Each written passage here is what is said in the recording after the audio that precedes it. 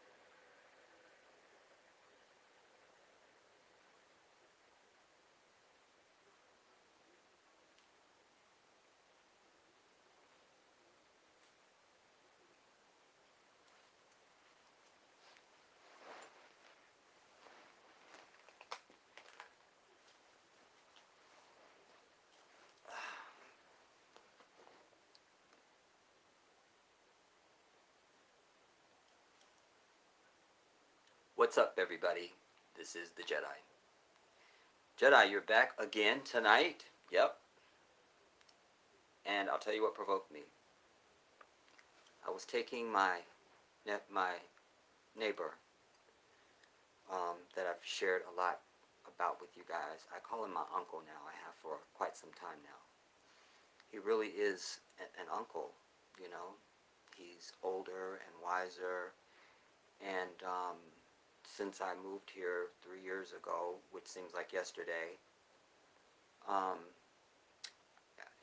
that's what our relationship has been. He's absolutely been like an uncle to me, and it's very comforting. But it's also how we should be as African people. I never met him before, but he's my elder, and I'm familiar with that. That's my uncle, that's my grandfather, that's anybody in my family or men that I knew growing up or any of that. Anyways, he provoked this because I had to take him across town to his son's place to get his car. And he watches politics all day. I told him, Uncle, you gotta stop watching so much TV, man. You just got to. Like, you need to stop watching so much TV. That's what you need to do. Because like so many of our older generation, they invest more in what they see and hear on television. So I cast myself as the discerner in his life to try to tamp down some of the things that I see him kind of running away with. Like, no, Uncle, it's not really that. It's not really that. That's what you need to know. And I said to him, and I've said this many times, so I don't know why I'm just not doing a piece on this. But, oh man, hold up, y'all.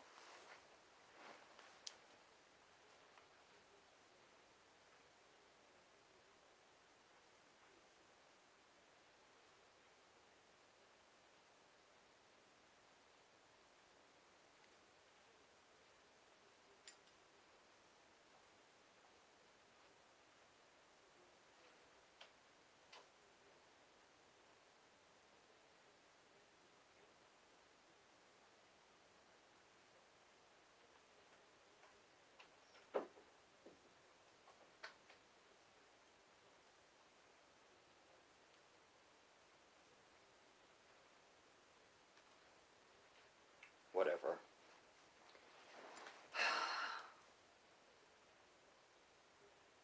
Anyway, so I've said this a million times, you know. What? Because the thing that kills me the most is the fact that we all know. I've said this out loud. If Obama had done any of this stuff that this demon liar does and continues to do, they would have landed Black Hawk helicopters on the White House and extracted him by military force. No question. No question. But it goes to the heart of the hypocrisy of white people. Do you understand what I'm telling you? You know, I don't care who doesn't like the truth when I speak it. It's going to, that's what I love about the truth. It's going to be whether it is proclaimed or not. It just will be. That's it. You can't argue with the truth. And you can't make it just go away. It will exist. It's like the sky. The sky will be there. It just will. You don't have to like it. We don't care what your opinion is. The sky will be there. It will. It will. And so, such is the case with the truth. So, we must see the consistency in this.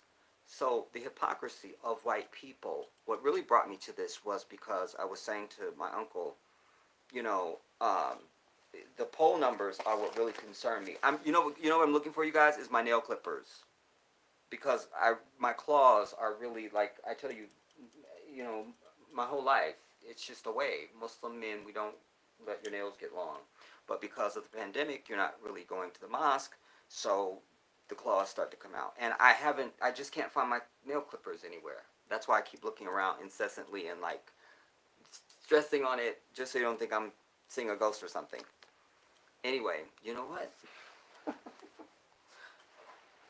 This pillow hides a lot of things. But alas, it's not hiding my nail clippers. Damn it. Alright. Someone has to die. That's the only thing that will make me feel good. Someone has to die. Tell me about somebody that died and I'll feel better. Alright. Anyway. The poll numbers. Everything is, it's close. Biden's up by 2 points here or 1 point there, And I have to quote my king yet again, Malcolm, when he was talking about this bug that's on here. Bismillah. I knew I saw something land, and I was like, did I see something land? Some little crawler. Looks like some long millipede looking something. Anyway, when he was talking about the vote, and he said, white folks don't agree on anything. Every time there's a vote, it's always 50-50. Malcolm said this. He said, so if Negroes vote together, whatever you say go, that's what will happen. That's essentially the last end of the quote. I kind of failed it. But that's what Malcolm said. And it's never like look at the condition. Shouldn't this be like 95-5?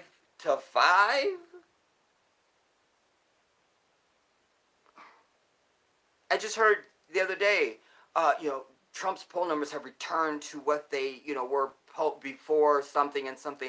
And I just thought, how is that? Because white people, you understand? This goes to my ever unending theme that I've said since I've been on here, that white people are exactly what I tell you they are, everybody. That's why the numbers are what they are. This whole time it's all been very civil. Oh, look what Trump has done. Even the press corps. We finally heard a guy the other day say, why are you, something about, are you ready to apologize for all the lies you've told and something like this, but we're 4 years in. Now you're saying this? Because there's an incivility, a savagery that is innate to these people. They're not really as outraged as us, if they are outraged. It's like I've told you before, like when we grieve, we are devastated. Oh, we can't go on. They don't even grieve the way we do. That's real. Say I'm lying. It's not the same thing. It almost is disingenuous, dare I say. It's not the same. That I know. And so either is this. They're not that devastated over Trump. You understand? And when you really listen down closely to the things they're saying, you keep hearing them say the economy. The economy. Because all that matters to these people is money and material shit. That's it. Because I told you, No God or book was ever sent to these people. They will never be able to make the claim. No God or no book and no prophet has ever been sent to these people. Ever.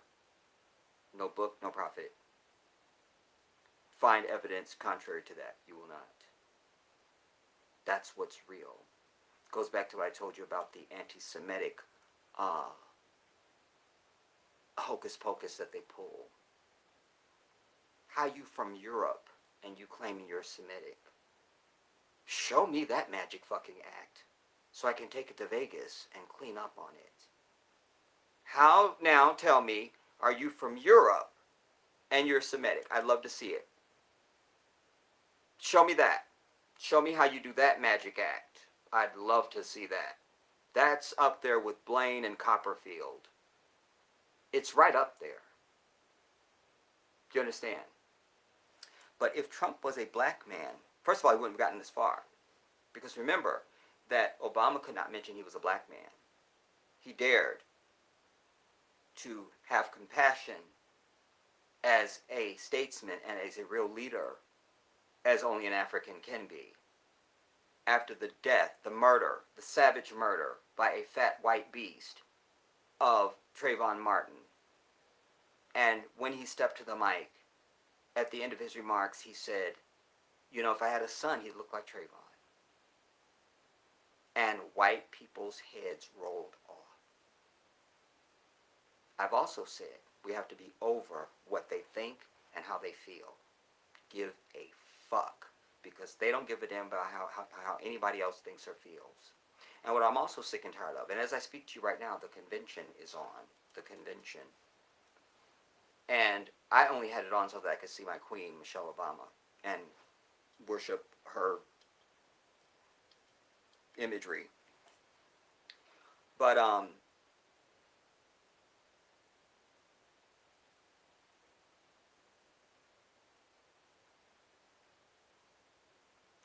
when he said that, their heads rolled off. And what I'm not hearing, you know, in all this cycle, you know, even when they're talking about race relations so much now and all of it, we're not hearing them say white people. They say institutional racism, they say white supremacy, but these are all vague terms. You gotta say white fucking people, period. That's what you gotta say. Listen, you got a fly in your house, you don't hit around it. You gotta hit the fly. I'll just tap the screen. Nah, you gotta hit that damn fly. Just last night, they had on, in fact, it was probably on when we were on, and my thing recorded it, so I watched it after, but this United Shades of America with this raccoon-looking black dude named Kamau Bell. I'm over it. But he's been bringing some good subject matter, but there's no fire in it. Anytime white people like it and think it's a great presentation, that means it failed us. You have to hear this. You have to hear this. Even Michelle Obama, in her book, and even in interviews, she said even when she met Barack, when he first came to the firm, she was like, because white people loved him so much. That was immediately like, nah, I can't. I loved that she said that. She said that on national television. This is that. So that they are not panning this United Shades of America as something that they hate is deeply concerning to me, which means it's not hitting the mark. You know, the one he did last night was about reparations. Do you understand? And they did the math, a conservative number from some know-it-all, and they owe us, just if we're just being nice about it even, they owe us 1 year of the annual GDP of this bitch. They owe us $20 trillion, bitches. And we want it. We want it. We want it. Let us not buy into. I've said this before. I did a video many years ago about it was. I remember it was a 4th of July video. But you guys know how I go everywhere in my videos. Anything can come up. And I remember saying to my people, I was saying, for any of you out there that are on public assistance or something like that, I remember food stamps. My grandmother had food stamps, a book. Oh, now it's all fancy. You see people swiping a card and all of it. Whatever you got. I tell people, hold your damn food stamp high.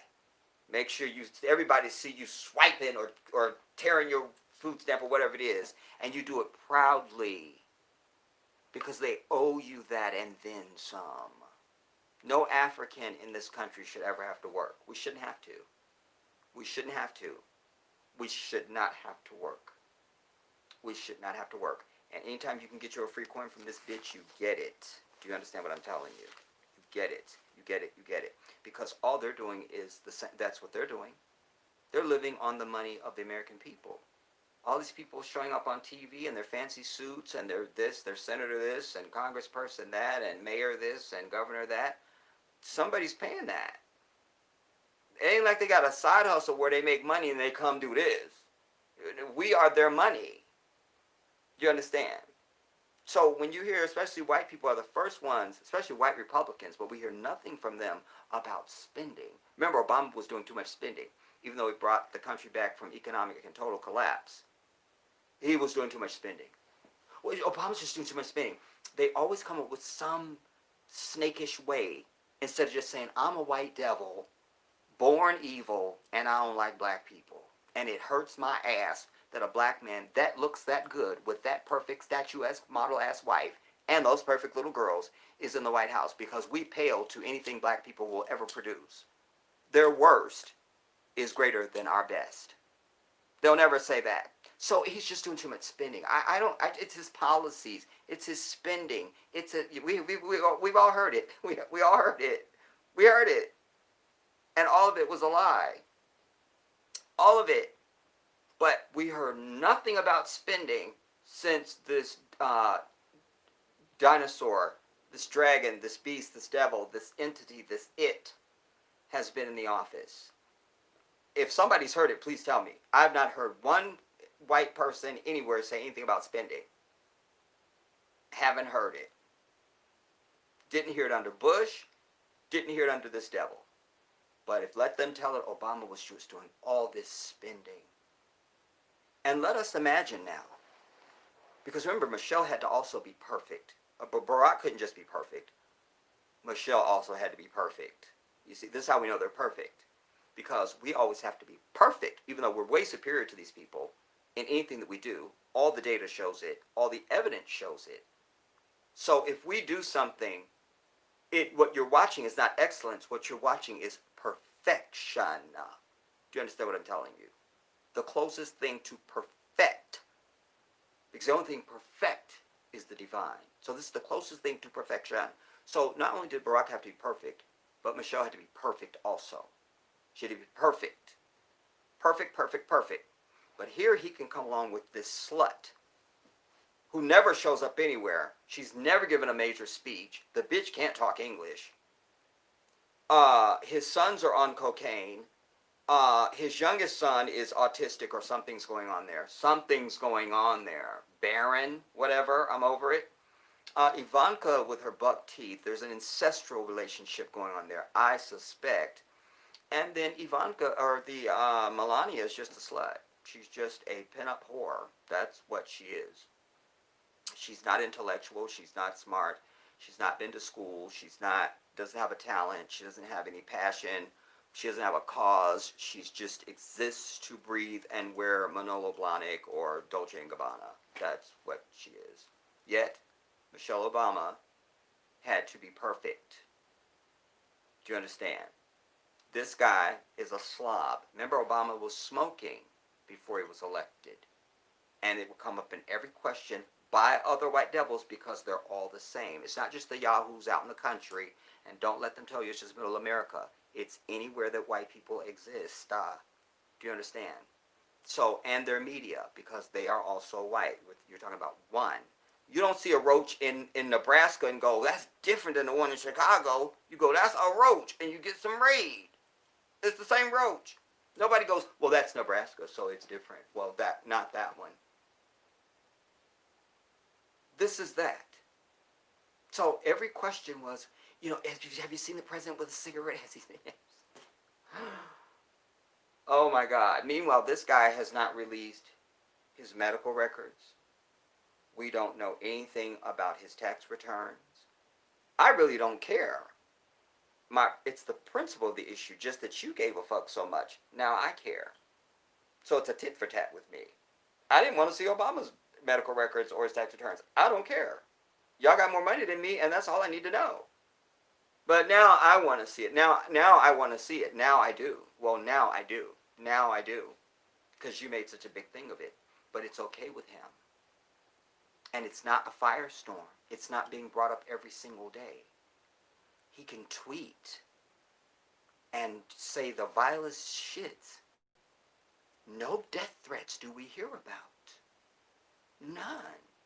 And most of all, he can say anything about African people, and we've not mounted a militia to storm the White House.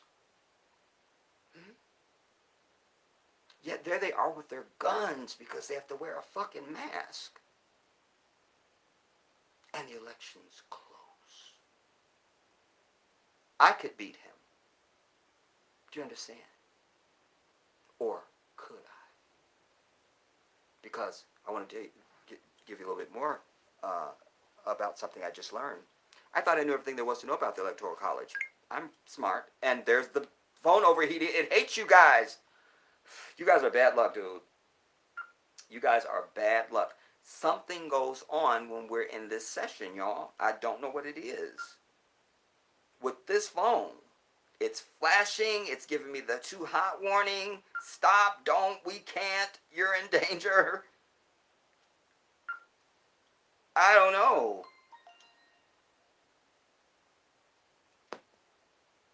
Electoral College, Jedi. We'll come back to the phone, and then I'll get your comments. If not, I'll do them on the screen. Just open this bitch up and be over it. Next thing I'm going to throw this damn thing down the street is what I'm going to do. I think that will happen. Here's what I found out, everybody. I knew a little bit of this, but not in this detail. Our vote really doesn't fucking count. Hear that. Your vote does not matter.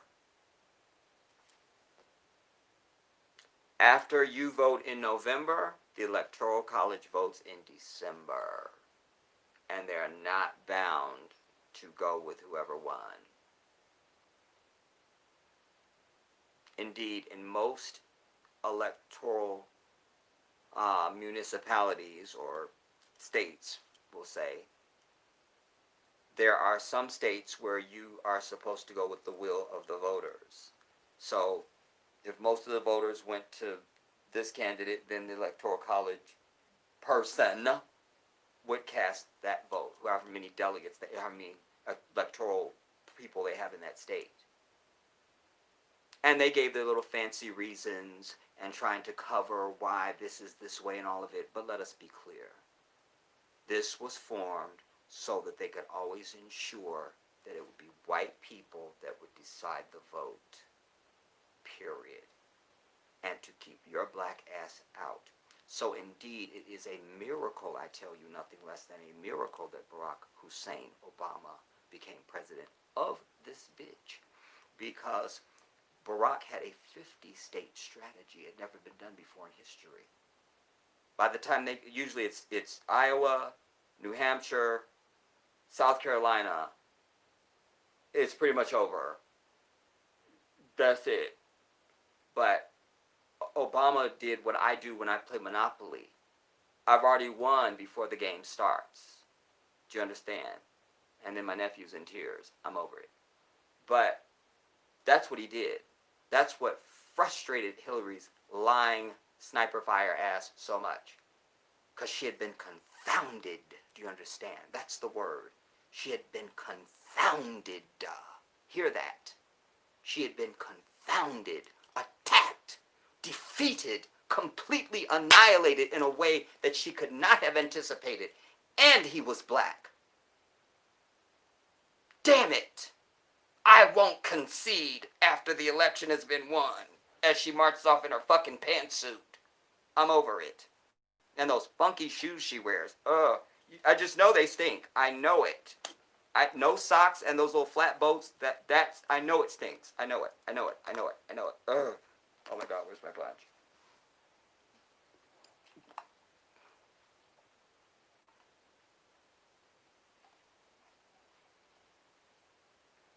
He confounded her. So you had electorals in other states that usually don't even get visited or taken seriously that Obama was able to rack up.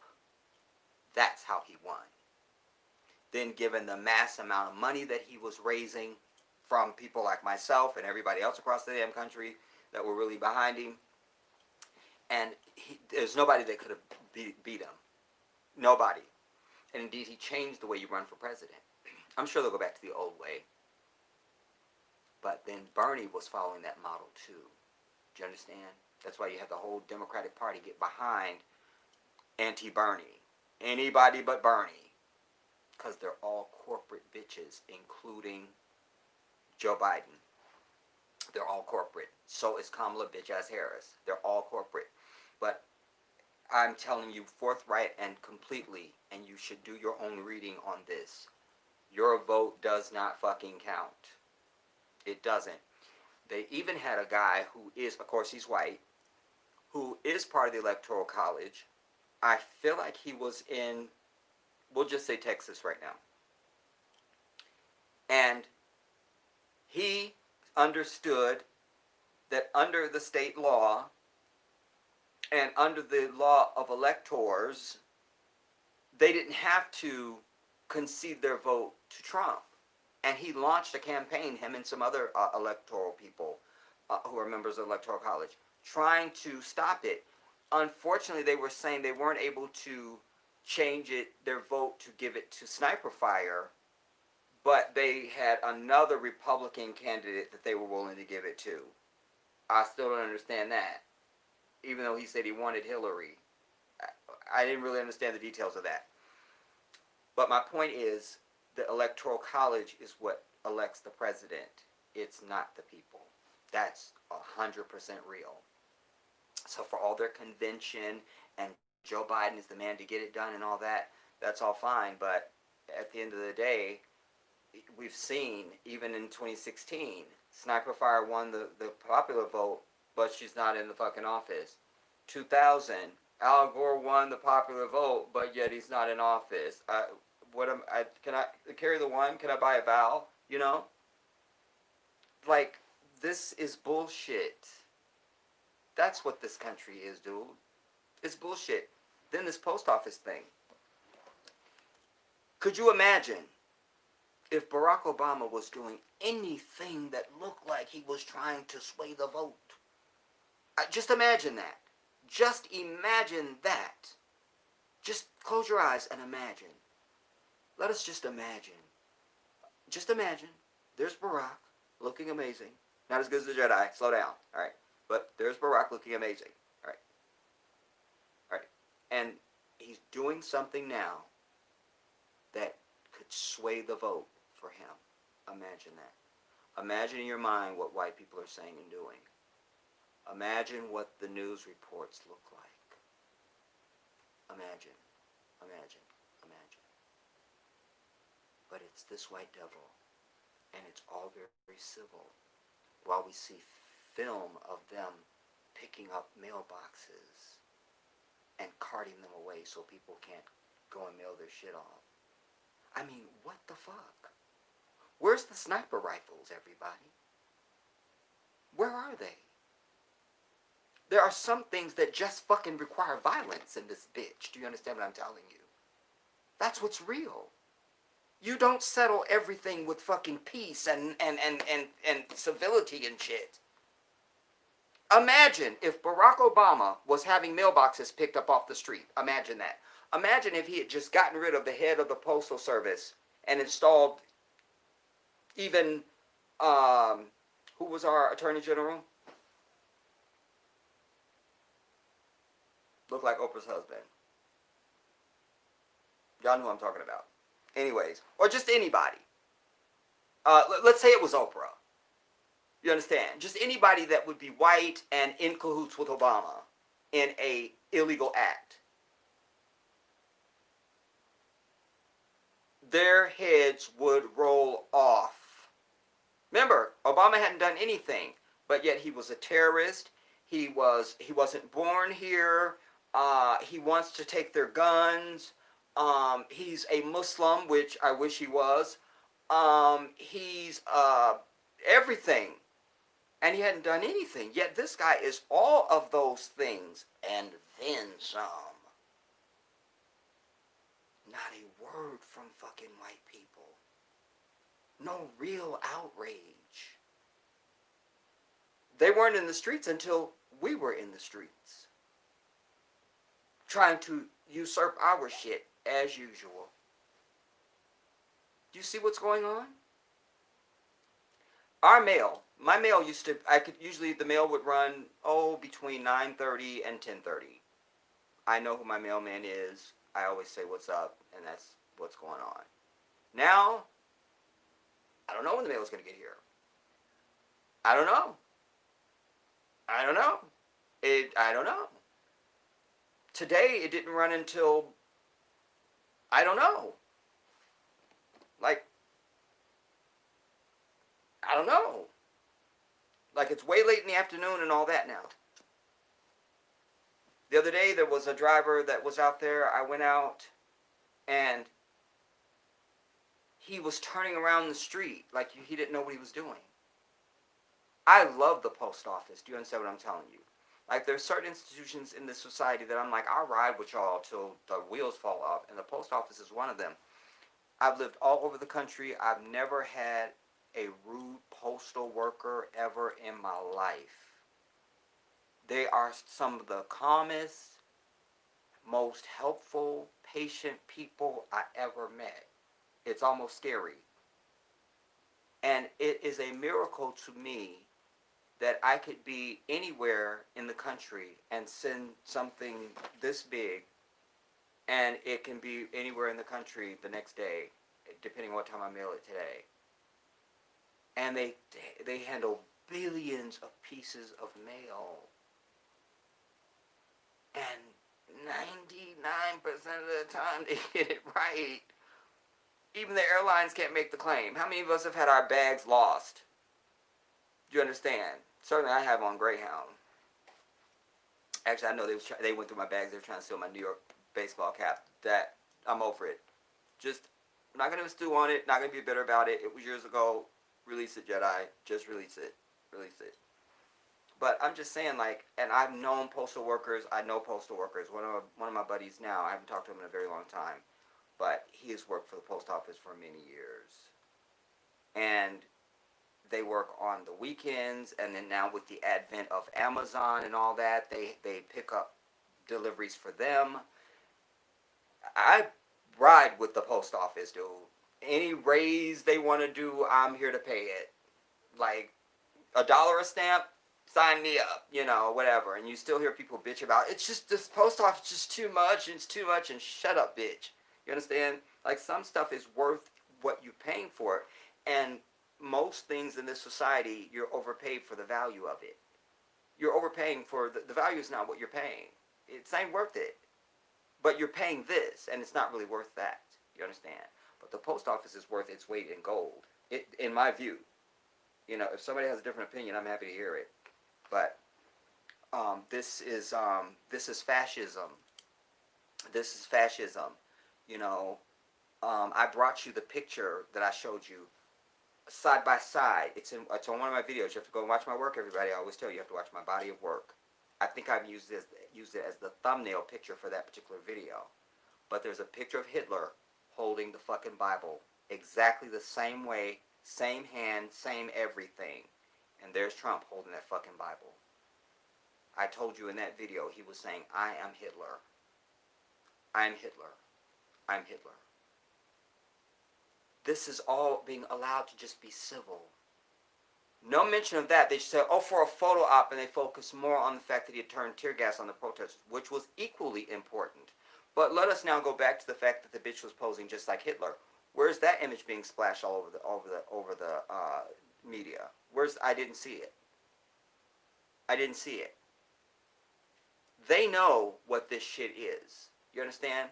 Just like they know and knew and know what a lot of these statues and symbols and stuff that a lot of us just didn't really know. Like, I don't need to know all of fucking America's history. All I need to know is my people brought here against their fucking will, and we built this bitch. I'm done. That's the end of my lesson. Next course. So I'm not really aware of every general and every Confederate and all of that. Like, I just don't know. I don't need to. But I do. But my point is, they know all this shit. And there's other things that I'm sure are out in the open that we don't know about. And this would be an example of that. Here it was, Hitler. Same pose, same hand holding a Bible. And this was the stuff. And left the White House and walked over to this place to take this picture. Could have took it in the fucking next to a wall in the White House. No. Had to walk out. This is some ritual or something. You understand? This is the same dude that I feel like it's in Ireland. Don't quote me on Ireland. I feel like it's Ireland. There's some very exclusive land there where he wanted to build his golf course, and the people of the town were against it. I feel like his mother or somebody lived there. Somebody he knew lived there.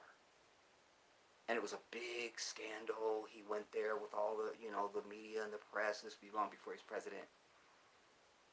And, it's a whole thing. If you look at him, this other thing me and my uncle was talking about today. This is not the same dude, everybody. Like, I don't like to buy into this stuff when people talk about it's a clone and they switched the person and that's... Some people are going to run way too far off the cliff with that. You feel me? I mean, it's okay to have a little dose of that. A dose. But there's some validity. Because when I go back and I look at him on interviews on Oprah or on CNN or Entertainment Tonight or something, when he was younger, he doesn't have these mannerisms. This is not how he speaks. This guy's eyes look like albino. The young dude has brown eyes. Especially when they show that clip where he turns, he goes, and I think you said we can inject it or something through the skin and we can inject it, the disinfectant. If you look, it looks just like albino. This is just not the dude. He doesn't talk the same. He doesn't gesture the same. All of this hunchy and how he stands leaned over. If you will go and watch some old shit of this dude, that's not the dude. I can't. Something is not right here. I proclaim to you. Something is not right. He's too different. He's too different.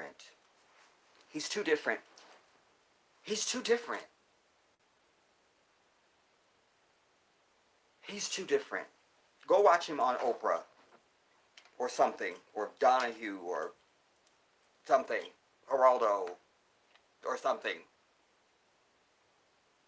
He's just a business dude that's,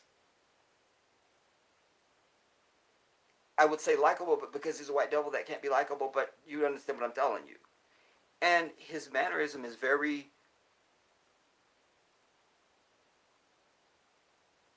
laid back rich guy.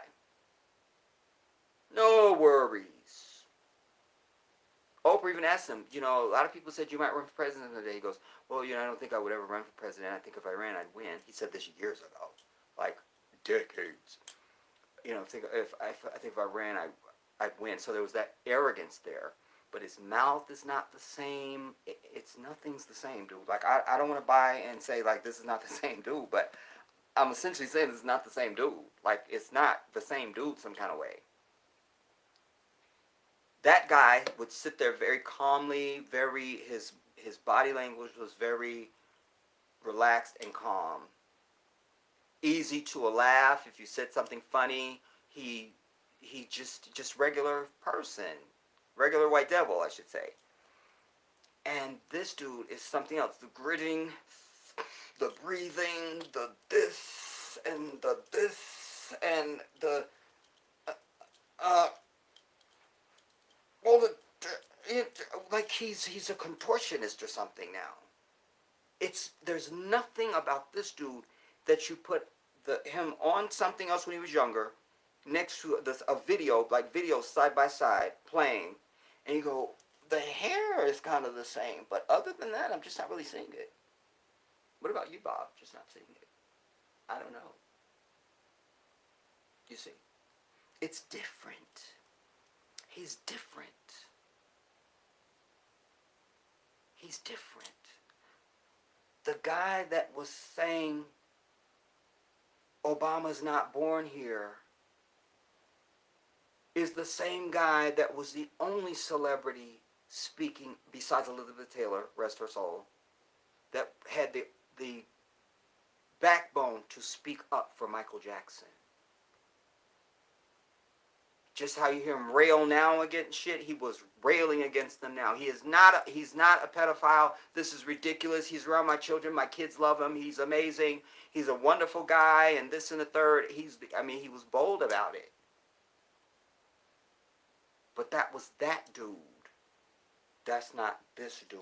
And there's two separate dudes here some kind of way. You know, people can evolve and be different in ways, but the essence is still there. That's what's missing for me here. The essence is not there. The laid-back business guy, laid-back rich guy. He walks like Darth Vader. The shoulders are very loose and hung hands when he walks. Have you watched him? And he walks. He always wears a long cloak. I guess that's the New York in him, but I feel like it's a little Darth Vader-ish. And the walk. This is somebody else, man. But could you imagine if Obama or any black person being president had said you should inject yourself with disinfectant?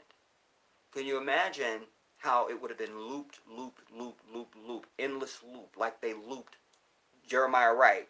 God damn America, that's in the Bible. We all know that in our sleep now. Years later, we still know it. But what we don't know is the loop of him saying inject yourself with disinfectant. That's not on a loop because all white people are collusive. I always tell you this. White collusion at all levels, from the president to the bitch next door. Do you understand me? Can you imagine if Obama had said, it'll just go away. It'll be magical, like a wave. This was him.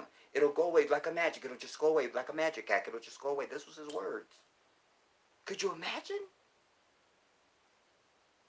What I'm also trying to tell you in this talk, everybody, is that what I've been trying to say forever. We got to be bolder, just as bold and bolder than fucking white people. Fuck that. They expect you to always be civil and nice. I told you guys about the interview I watched of this August, whatever his face, that was interluding with Jada Pinkett Smith. Profound interview that Angela Yee did.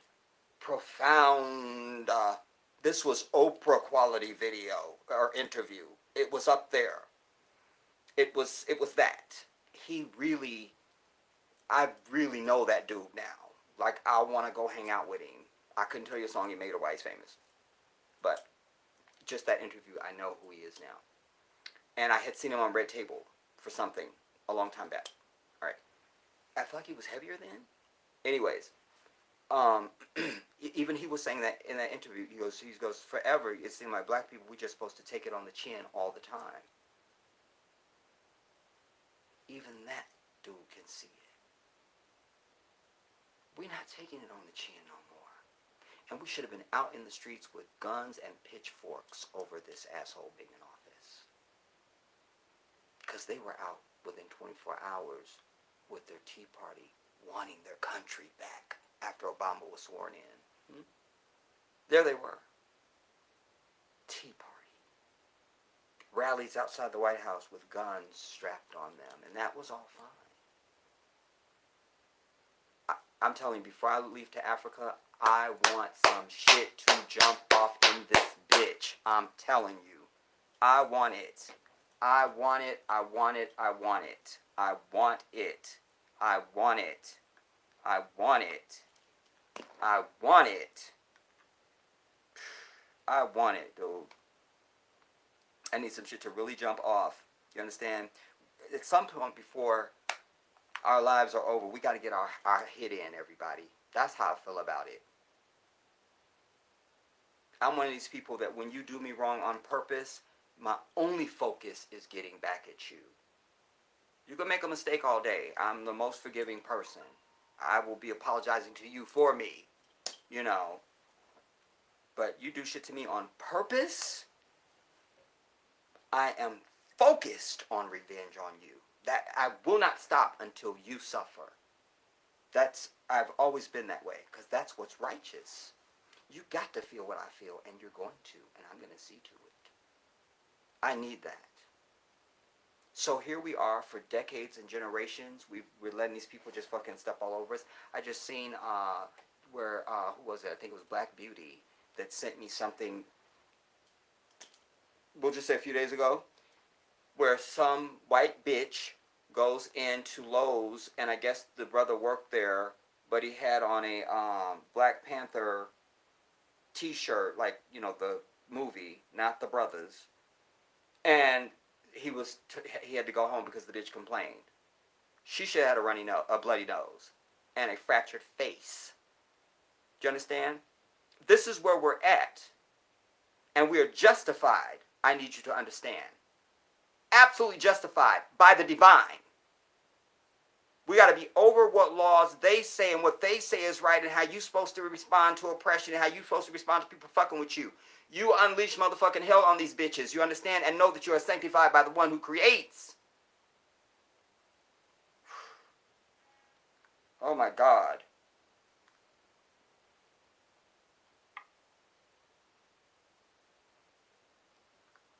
Just imagine.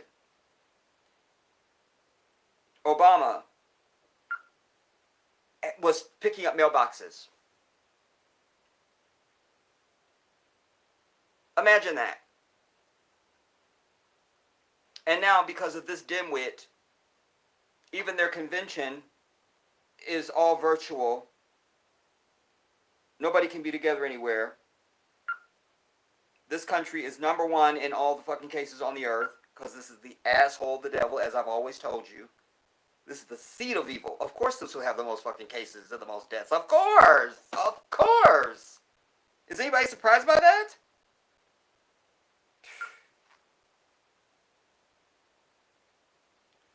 I don't know what makes this damn phone get like this with y'all, man. I'll hold it over here. Just see if that helps at all. You feel me, Jess? But you see,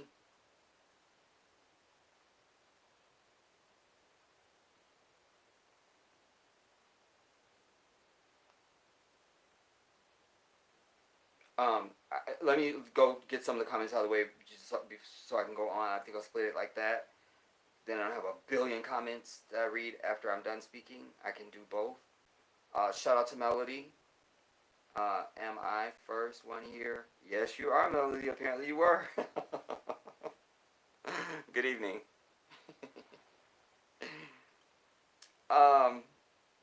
Claim your first place, Melody. You go, girl. That's right. Debit. I feel you. I'm with you. Chocolate Rhythm. Rhythm. Shout out to you. Sweet D, what's up? Donald Duck is a clown. Now he's messing with the post office. I'm telling you, dude, like, this is fighting words. Like, listen, this ain't the police, bitch. This is the post office. Like, I don't care who you are or what redneck white devil you are, your bitch ass has to have mail at some point. And most of they redneck white devil asses are on fucking Social Security and welfare and shit. You understand what I'm saying? We know that the statistics are, again, they put together the numbers. We don't. Most people that are on public assistance are white people. That is your welfare mother and white devil father and children clan thing it. So y'all bitches need mail. You understand what I'm telling you?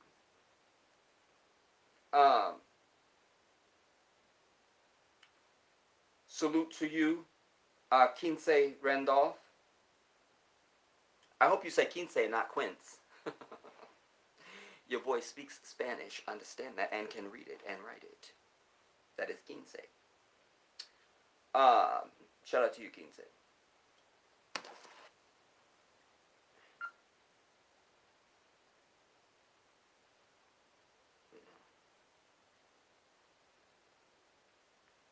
Although I can't see you. I need a magnifying glass, y'all. This one just doesn't work for me. Okay, I see you, Quince. I feel like you're wearing a red do-rag. I don't know. Shout out to Kelly Cole. Hey Jedi, your numbers are better than the DNC. Damn, that's shade. Damn, I love that.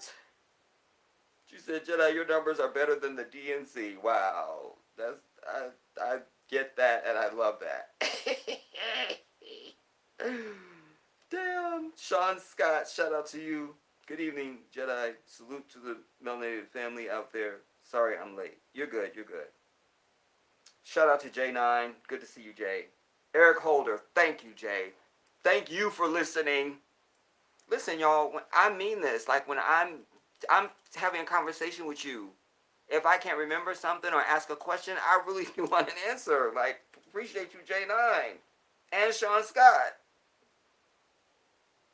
Thank you, guys. J9 says, why does the colonizer always question brown people's citizenship? Yeah. You see? And again, we need a militant like myself who has no love for this devil at all and seeks only vengeance and revenge to speak for us, to answer a question like that. When they question the citizenship of an African, there should be me on television saying, bitch, you brought us here. You understand? So you wasn't concerned about our origins then, so lose me with the shit now. Next question.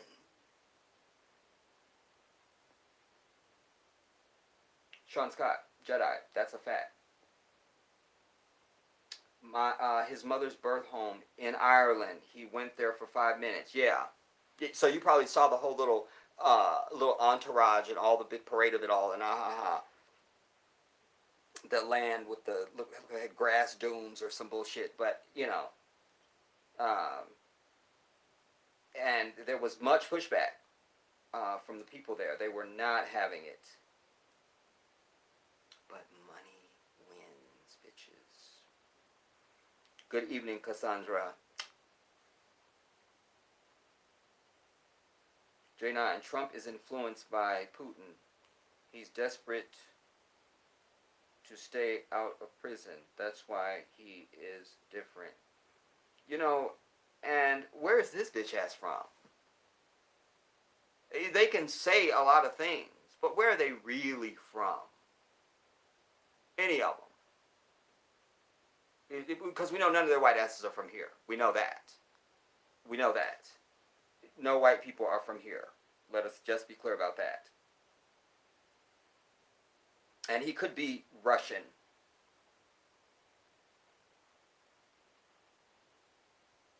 Melody, me and you have that same Pisces revenge energy. Yes, Melody. It just makes your soul feel better. Once I've inflicted you like you've inflicted me, I rest well. Oh, there's nothing greater. Sean Scott said, indeed. Shout out to Shireen Bolton. Hello, Jedi and family, just tuning in. Yes. Listen, shout out to Steve Q. I didn't see you.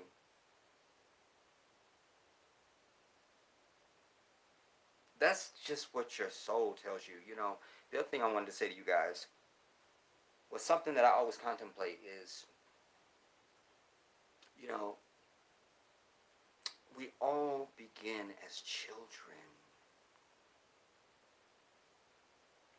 And you just go, where did that go? Where did that go?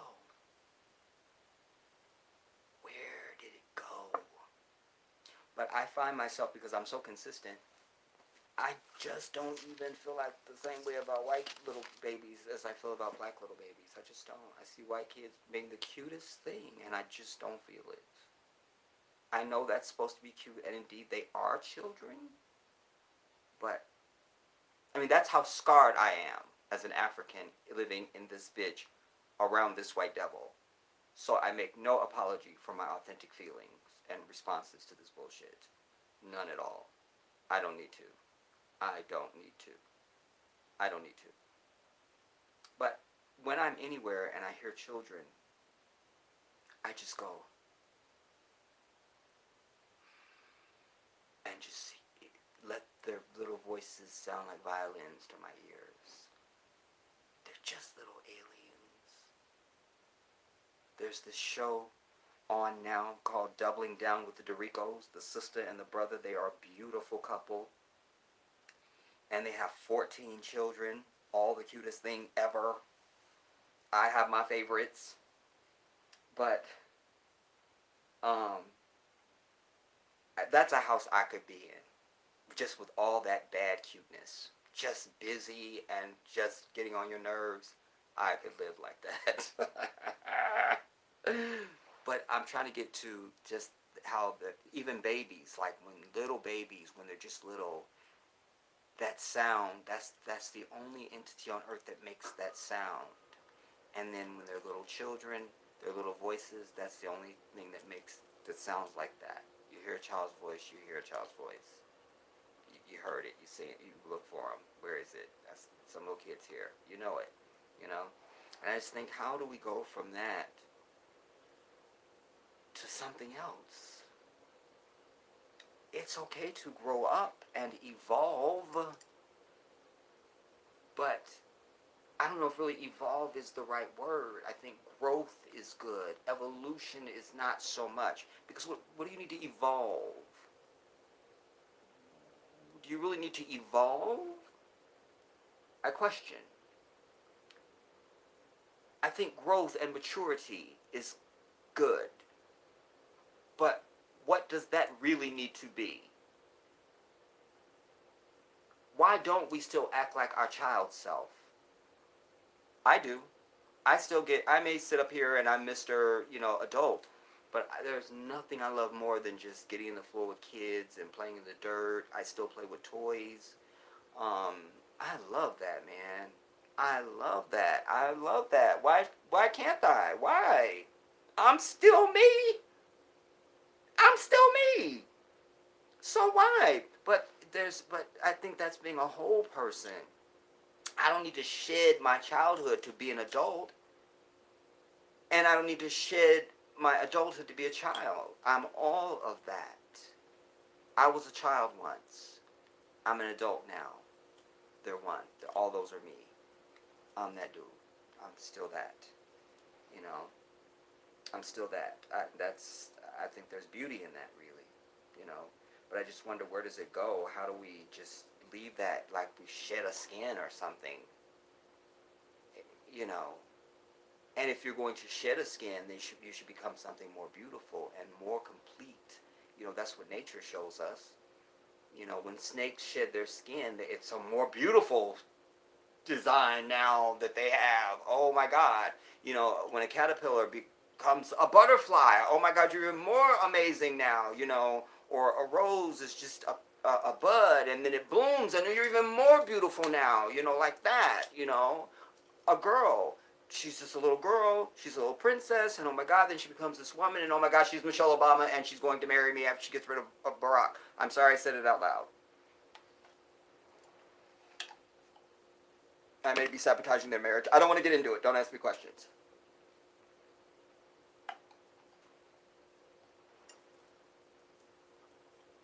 Michelle knows. That's all I'll say. And the girls agree with me, but I don't want to. Where was I at in comments?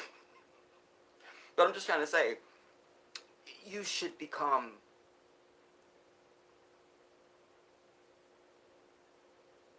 a more of what you are, not different. you know, like, oh, it's more. That's even your intellect. What you knew as a child, and as you become an adult, you should be gaining knowledge to the day you die. Even the Prophet Muhammad sallallahu alaihi wasallam said, seek knowledge even if it comes from a child. Do you understand? Seek knowledge even. My last name literally means student and knowledge seeker. Everybody. Clue.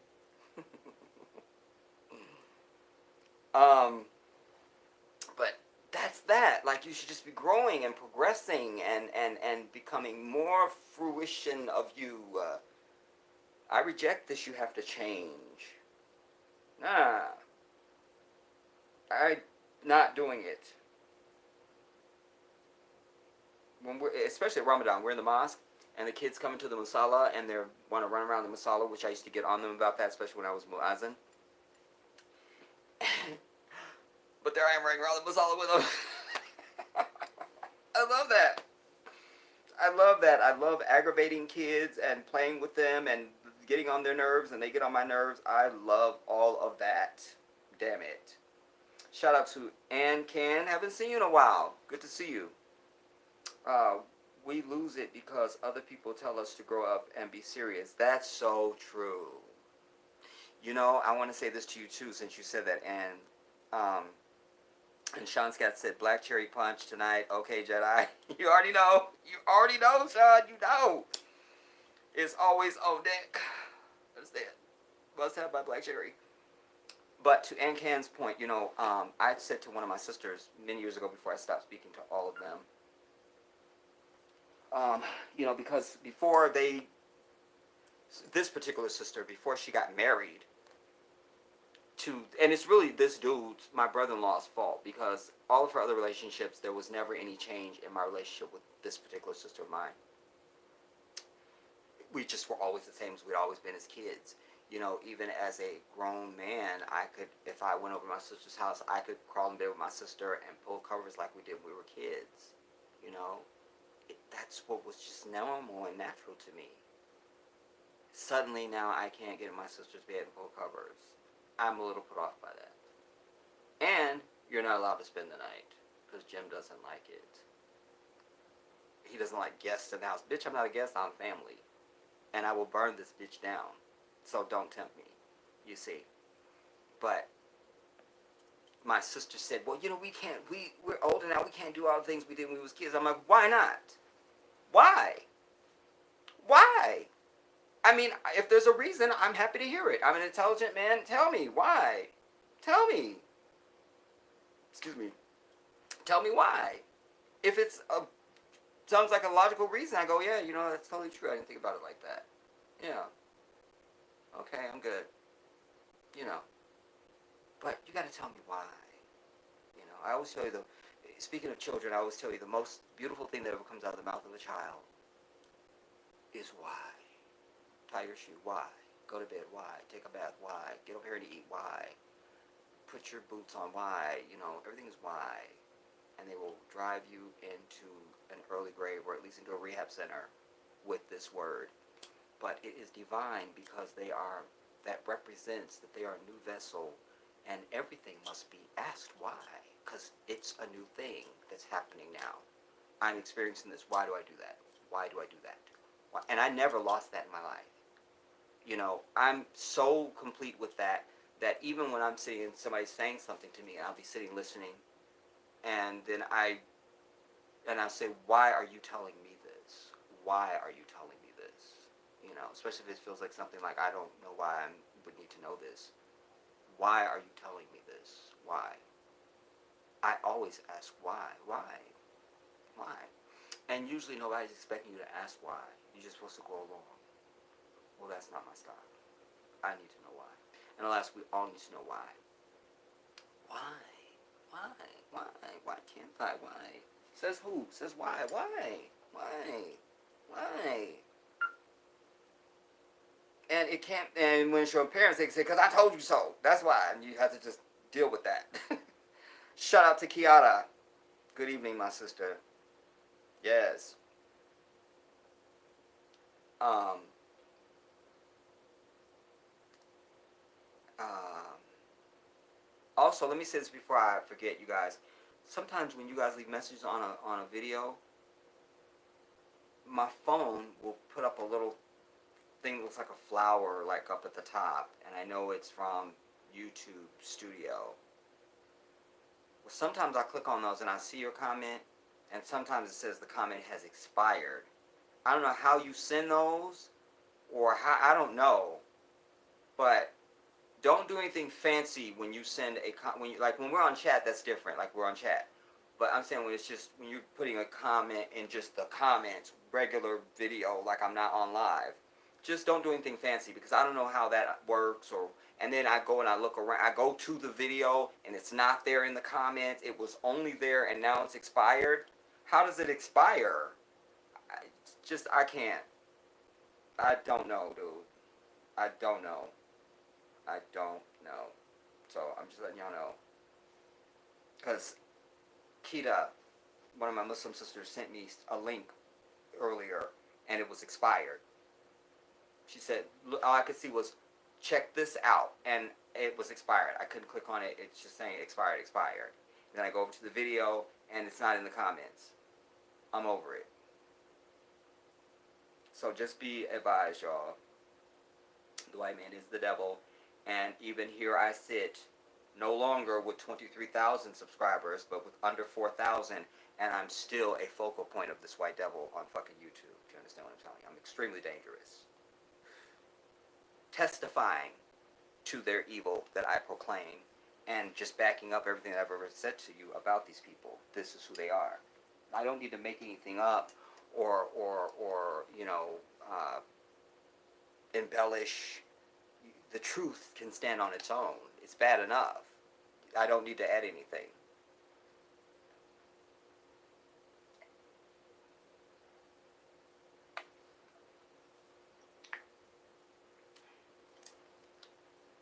These people are exactly who I say they are. But I digress.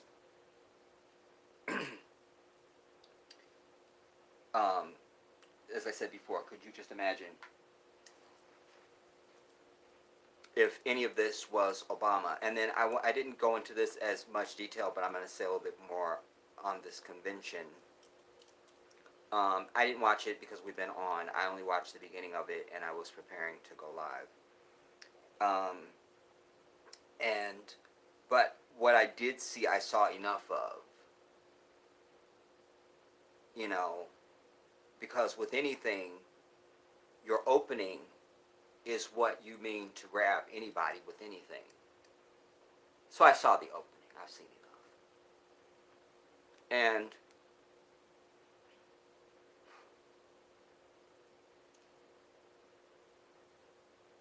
what I know for sure, everybody,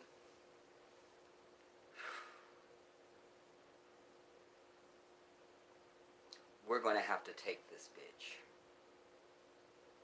Or we're going to have a serious, I don't want to say leader because I'm against that, you know, because then they just want to take one person and try and tear that person down. You know, it has to be, everybody has to be vibing at the same frequency because you can't kill that. That's why they're so frustrated. As much as we have our own critiques about Black Lives Matter, I've always said from the very beginning of their inception, one of the things I like is that there is no leader. There's founders, you know. There's founders, but there's no leader, and that's good because there's nobody that can just tear down. That's why they're just a terrorist organization, and they're just all bad. Well, fuck you, white bitch. You see? So, but we can't seem to get enough of us vibing on the same frequency. You know, you're not at the same level of anger as me. Even now, you're not. And that's the problem. I'm always at point strike right now. I've made it my habit just when I'm out in public and I see brothers anywhere. I just asked him straight up, are you ready to strike? Are you ready? Would you do X, Y, and Z right now? Just asking you random. I should film that one day, inshallah. Thank you, Sean. I'll watch it after we're done. Because that's the only reason I was going to have it on or be interested in it. I'll watch it later when we get off. I'm sure she spoke well, but, you know, somebody said it the best. You know, they put up the top cop and the dude that wrote the crime bill. That's who we're supposed to be excited about.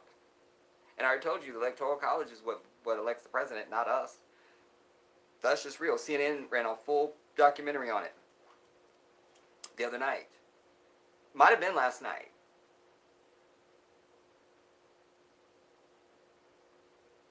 Could have been last night or the night before. Whatever.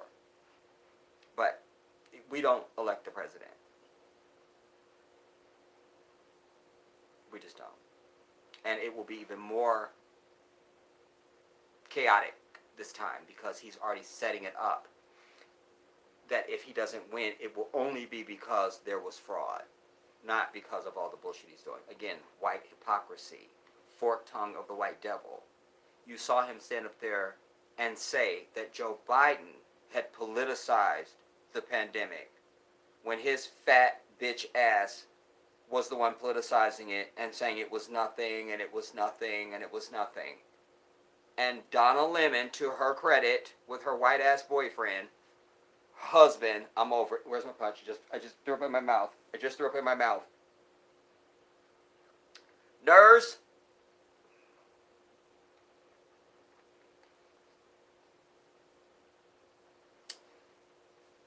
Donna plays a montage from day one of when the pandemic came on the scene. And the beasts start talking about it. He plays the clips in succession. But yet he stood there very seriously and proclaimed something exactly opposite. Exactly opposite. But Al Gore said something on television that I hadn't thought about. When people were talking about what if he doesn't want to leave the White House and what if he doesn't leave and what if he doesn't leave. Well, again, something to be right in front of you. Don't think about it. You don't see it. I always tell you that. This was that. So, Al Gore said, the new president, if Biden wins, is now in command of the security services, the Secret Service, the police, the DC police and all that stuff, and he can have them extract his bitch ass up out of there, basically.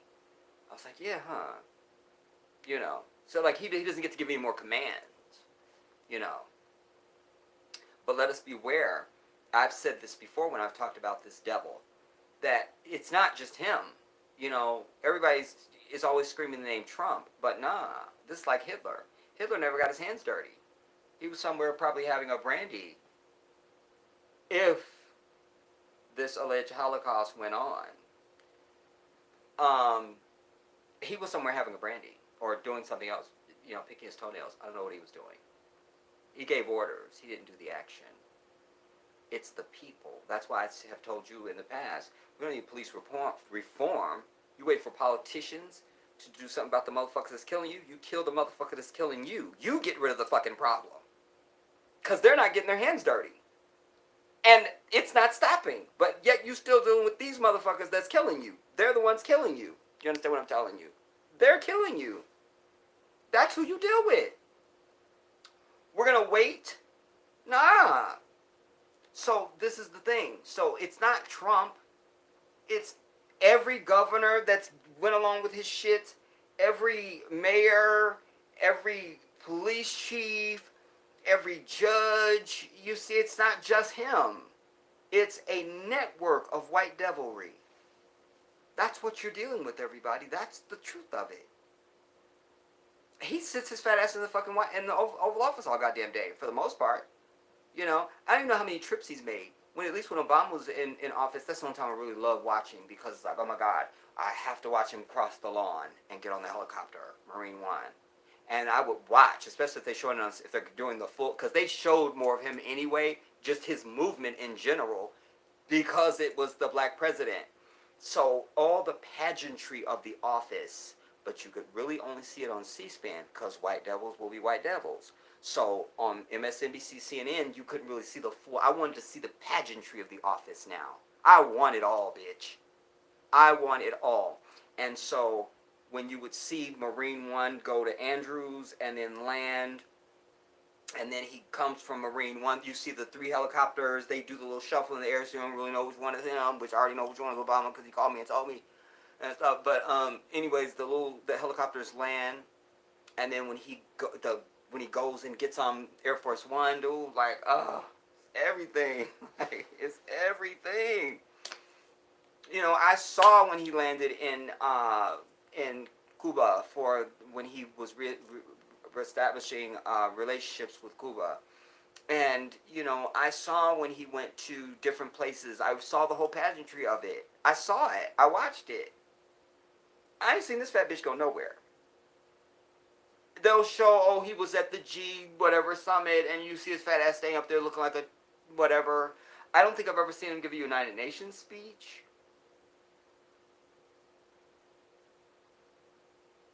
He's just a soundbite, dude. He's just a soundbite. I haven't really... I can't. But he represents whiteness, everybody. That need to be right even when you're wrong. Say only good thing. All the shit I've ever told you about these people, he is the personification of that. He is that. He is that. You have to know that. You have to know that. He's that. The personification of hypocrisy and everything I've ever said. He's that. And proving also born evil. His children are just like that. His son-in-law was just on something the other day. It looks like a fucking mannequin. Like when I was in my early teens, I worked for JCPenney. Thank you very much. I became a buyer. Whatever. Sweat me. Anyway, and I used to dress the mannequins in the men's department because I started out in shoes and then I worked in men's and I went downstairs to the men's and children or young men's and children's. But he looks like a mannequin, and they won't say anything against him or different than he said. They talk in fucking circles because they have the forked tongue of the white devil, and it's just you can't. Thank you, Sean Scott. Camp David, yeah. And Kiara says, I don't want to vote for Biden. I really don't. I really don't. And for me, somebody sent me a quote.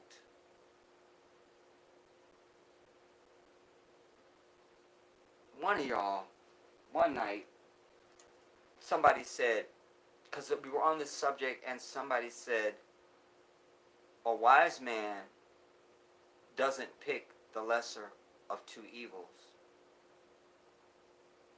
The wise man doesn't select evil at all. That's how I feel. I know it will be mechanically different, the day-to-day, the tone, if it's Kamala and Biden. It'll be back to business as usual, just the same shit we're used to. Without all this other puff talk and the other bullshit that rises up all the time. Is that worth it? I want, because we're always on the low end of the economic spectrum, if him being president and this pandemic continues to hurt white people, then I want him in for 4 more years. Period. Anything that's not good for them, I'm here for it. I just am, damn it. I just am. I just am. But will I get out and vote for Biden? I probably won't because, in fact, I know I won't. Because I was furious in 2016 when I saw what they were doing to Bernie. And they did the exact same thing this time around, and Kamala was part of it. So was Joe Biden. In fact, why I stopped even trying to watch the convention before I went live is when James Clyburn spoke.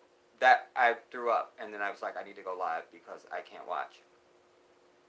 I'll just have to record it, and I'll see Michelle later, and she will wave to me and shout me out. Because he is the reason, him and Christianity and black ignorance is the reason why this is the choice now. Bernie Sanders was the dude. It's so funny. You know, I'm not going to get into that lecture, but I'll just say this, because I've lectured this already before. But isn't it interesting that our people couldn't see, you know, the ones that you wanted to say certain things that were happy to give you some fake appeasement and didn't mean it. Yet Bernie, because of just who he is, didn't want to really single anybody out, and indeed would have been the best successor to Barack Obama because his agenda was way more bolder than anything Obama would ever be able to imagine, simply because he's a black man. But here is Bernie Sanders, and this is the shit he's been trying to get done since he's been a fucking politician, dude. I told you about the two sisters I seen on this this one website. They do nothing but politics, and they go out in the field and they do it all.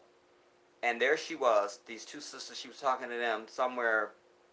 I feel like it was South Carolina. It's Joe Biden for me, and they was just all key. And she was telling them stuff. Joe Biden, did you know Joe Biden did such and such? Oh, I have to do my research on that. Did you know about Joe Biden did such and such? Oh, I have to do it, bitch. You don't even fucking know you. So how is you just know Joe, bitch? You don't. And you guys know, I don't ever excuse willful ignorance, because all ignorance now is willful. If you don't know something, you willfully don't know the shit, because you can know it in the blink of an eye like that. In seconds, you can know anything. Whatever it is you want to know, you can know it. You can pull up somebody's entire dossier in 2 seconds, less than 2 seconds, half a second. Done. But I can't bitch about him and us too. And that's too much of a heavy load for me right now. I just can't do it. The load is too heavy. It's too heavy. It's just too heavy. It's just too heavy. But I just don't think I can vote for either of them. I just don't. If I hear something between now and election day and I believe it, then I'm willing to maybe reconsider. If I hear movement on things that I know that we need, like for instance, I saw this sister. She's from Ferguson. She's a sister, Cori Bush, Cori or Kri. It's an interesting name for a female, Cori Bush. Female, straight up sister, used to be homeless, all that. You understand? She just beat out a billion-term ass congressperson. A real sister to represent in the Congress. And one of the things she was saying on Democracy Now! Was she was hoping that they would put forward a Medicare for all. She was saying, even as I sit here as a the nominee now for Congress, I don't have health insurance, she's saying. And she survived 2 rounds of coronavirus, and the bills are just stacking up through the roof. She doesn't have any health care, and she's just been elected to Congress. But she was saying about Medicare for all. So I told you already, once you show willful evil, I hate you forever. When they all ran to Joe Biden's side, and we support Joe Biden now, trying to show strength against Bernie. Fuck all of them and the bitches that gave birth to them. But when they did that, and now he's the presumptive nominee, Anderson Cooper, I'll never forget this. It'll be my nightmare forever. Anderson Cooper asked him directly, if you're elected and the House and the Senate come up with a Medicare for All bill and send it to your desk, will you sign it? The bitch said he'll veto it. I hope he dies before he's elected. Wallah, that is my prayer. Fuck you. And he's saying this during a pandemic.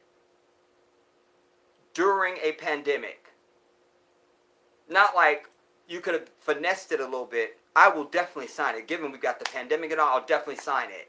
At least lie about it. But you didn't.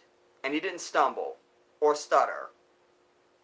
He would veto it. Fuck him. It's going to be 4 more years of Trump, everybody, so just get ready. Just get ready. God damn it, just get ready.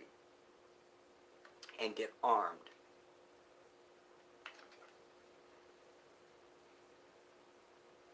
Because any white devil approaches me with any of this Karen bullshit is going to be a dead white devil. That's my resolution. Like, I don't need to put up with bullshit. I don't need to. I don't need to, and I won't. MW, shout out, my brother. Shout out to you. Kamala could have cut the check. Election over. Thank you, MW. Exactly. You see what I'm saying? If she really wanted to really get some points, with all this, we so about black justice and this and the third, bitch get up there and say, you know what, it's long overdue. My first action in office, day 1, we're cutting checks for African people in this bitch. Because we went through a pandemic, I remind you, everybody. And they sent a check to every man, woman, and child in this bitch. They could find you. They sent checks to dead people. So let's not act like you don't know where we're at, bitch. You understand? And when you're drawing up your gerrymandering maps and all of it, you know where we're at. So we want our check. You see? Again, if you're not there on behalf of us, then you're not there. You are nothing. I could just vote for the white candidate. Like, I don't need Kamala. You know, if your heart is not black, if your actions, your intentions, and your agenda is not black, then no, neither are you. If you're doing the same thing in the office that a white person would do, there's no value to you. You're just window dressing. You're decorative. You're just decoration and shit. That's it. Yes, good point, MW. She could cut the check, goddammit. You understand?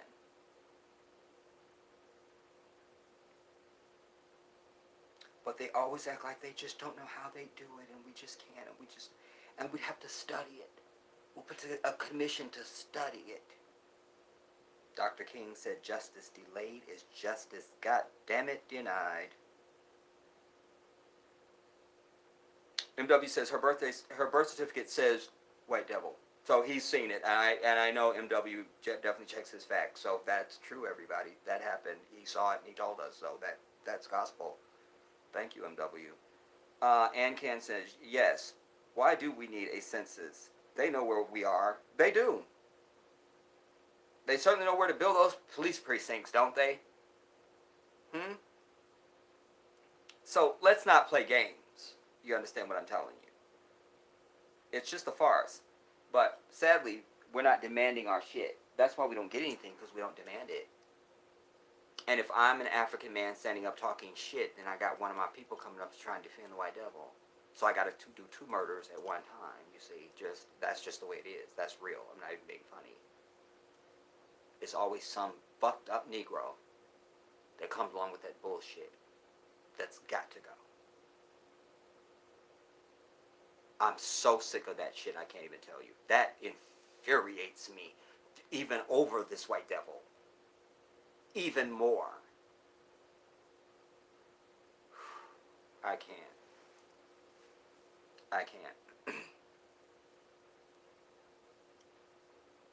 It's going to be 4 more years of Trump, everybody. The polls are close. They shouldn't be. It should be 95-5. But white people are collusive, and they're really not that upset about this shit. You don't even see the pundits up there with any passion or attitude over anything that he does. They sit up there and report on it just like as if they were reporting on, an ice cream truck or something. Like, it's not really anything. There's Van White Devil loving as Jones. just have the wrong people. We have the wrong people. If I thought we were ever going to have real revolutionaries, people that are willing to die for our people like myself, I would stay in this bitch till I die. I promise you. But as I told you guys, I am in my James Baldwin chapter of my life where I recognize that my freedom and my life are now in danger. Because if I stay in this country, I'm going to kill or be killed. That's real. That's real. Because I see it so clearly and for so long. And I'm over it. And then it's compounded by there's not enough of us that feel this way. You know? We should have already been in the streets. All this police brutality shit, we should have already turned many police precincts to ashes and rubble and dust and left them for the ants. Do you understand? That's what's going to get us the shit that we keep marching and asking and begging and singing for. You take the shit that you want. Everything this white devil has, he has taken and continues to take. Don't you see? Oh, you go to the teller's window. I'm going into the vault, gun in hand. You'll stand in that long line for 3 hours. I'll just go into the vault with my gun in hand and say, bitch, give me the money. And then I'll criticize you when you try and go into the vault with a gun. That's not the right way. Really? Because I could have sworn I got you on CCTV going out this bitch with a... I'll just rewind the tape, because maybe I saw something I didn't see. That's what we're dealing with. They count on us to be righteous and peaceful. Like Tupac said, fuck peace. Fuck peace.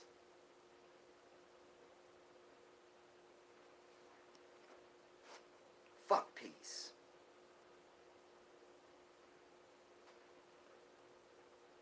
That's where we're headed. The writing's on the wall. I've seen it forever. Since I was little, my grandmother, my father always told me, those people are not your friend. They're not your friend. I remember there was this one little kid named Clint. They were from Germany. He used to tell me his grandmother had been in the Holocaust and all of it. And I was too little to really know what that meant, quite frankly. But I remember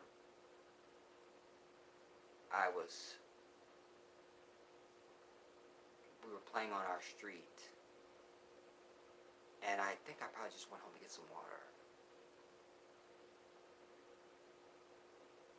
Yeah. And my stepmother was like, nah, he's not coming to this house. It felt right when she said that. It just did. It just felt right. It just did. I just knew, yeah. I never questioned it. How come he can't come in the house? Or that never parted my lips. It just didn't. And I know now that they saw that I was going to be that one. Oh, don't worry. He's not going to be playing with those little kids for very long. Like, it's over. You know, because we couldn't really go outside to play anyway. But, so this was a rare occasion. But they knew. They knew. And so, and they were right. And, you know, but the seed was planted. So, therefore, by the time I was in school, certainly, you know, even when I know I've told you guys this story before, when I was in 3rd grade. And,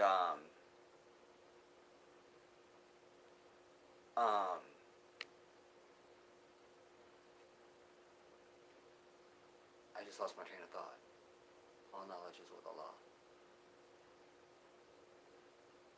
Yeah, I was in 3rd grade. And I I always knew when I was in public, like, these people are a problem. I just knew it. I just knew it. And then I told you guys the story when I was in third grade. My third grade teacher, Miss Jones, and her mother was the teacher's aide. They were both very, very old people, like fossil, ancient antiquity. And when we went out for physical ed, for recess, they didn't call on me for anything first. To be the leader of anything, to hold the ball, to do anything. And I just, like, they're not calling on me. Like, this is not. I kind of knew at that point, somewhere in me, I knew I was a king already. I just hadn't expressed it. You go me. But I went home and I told my parents. And they didn't come up there right away. I thought they had just heard it and that was it. And then, on a day of their choosing, unbeknownst to me, my classroom door opened and they floated in. My God, looking like royalty. My stepmother was in, all Muslim, just down, the hijab, the flowing garments. And she looked like she's just crossed the desert. My father, tall and handsome with his dark Ray Charles glasses on and his fez. They looked tremendous. I was used to seeing them like that, but when you see your parents like that in public coming to your school, you even behold them like they're not your parents. And they took both of Mrs. Jones out into the hallway. They was out there for a minute. And after that, the bitches called on me. They never told me what they said to those people.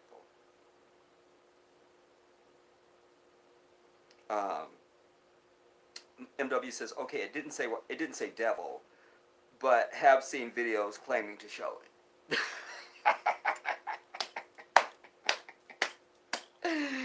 I love that, MW. I get that too. Oh my God, I can't. Oh man. Anyways. So, this is some bullshit, everybody. That's my closing argument. This is some bullshit. And, I really wanted to share my thoughts on, because that's really been itching at me since he became president. It's like everything that he does, like, there's no way Obama would have lasted this long, or any black man would have lasted this long doing anything. Like, they've counted up how many times he's lied and made misleading statements and shit. They keep the record. Nobody has stormed the White House. No grenades being lobbed. Nothing. He's in no danger. He has big rallies with no mask. He's in front of people. I don't see Secret Service really sort of hovering around him like we saw with Obama. It's all good with white people. They good. They good. They good. They don't really care about this. This does not really... they don't care about it. They're not that upset about him being president. Just know that. All the way up, I'm all the way out. Hey Jedi, finally caught a live stream at the very end, but glad to see you. Yeah, I'm not going to keep us too long now, you guys, because it is hot. And when I'm on, I have to turn off the air so that it doesn't get on your nerves. And these lights are hot. That's why usually when you see me go live, I don't turn off the air until I'm about to start, because now I'm about to be in the heat zone, Yeah. I feel like this just went dead, maybe? No, it didn't go dead, but it's saying something.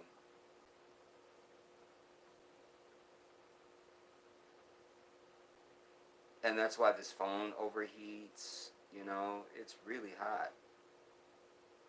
I endure a lot of it anyway, because I tell you guys that's part of my psychological training for my move to Ghana.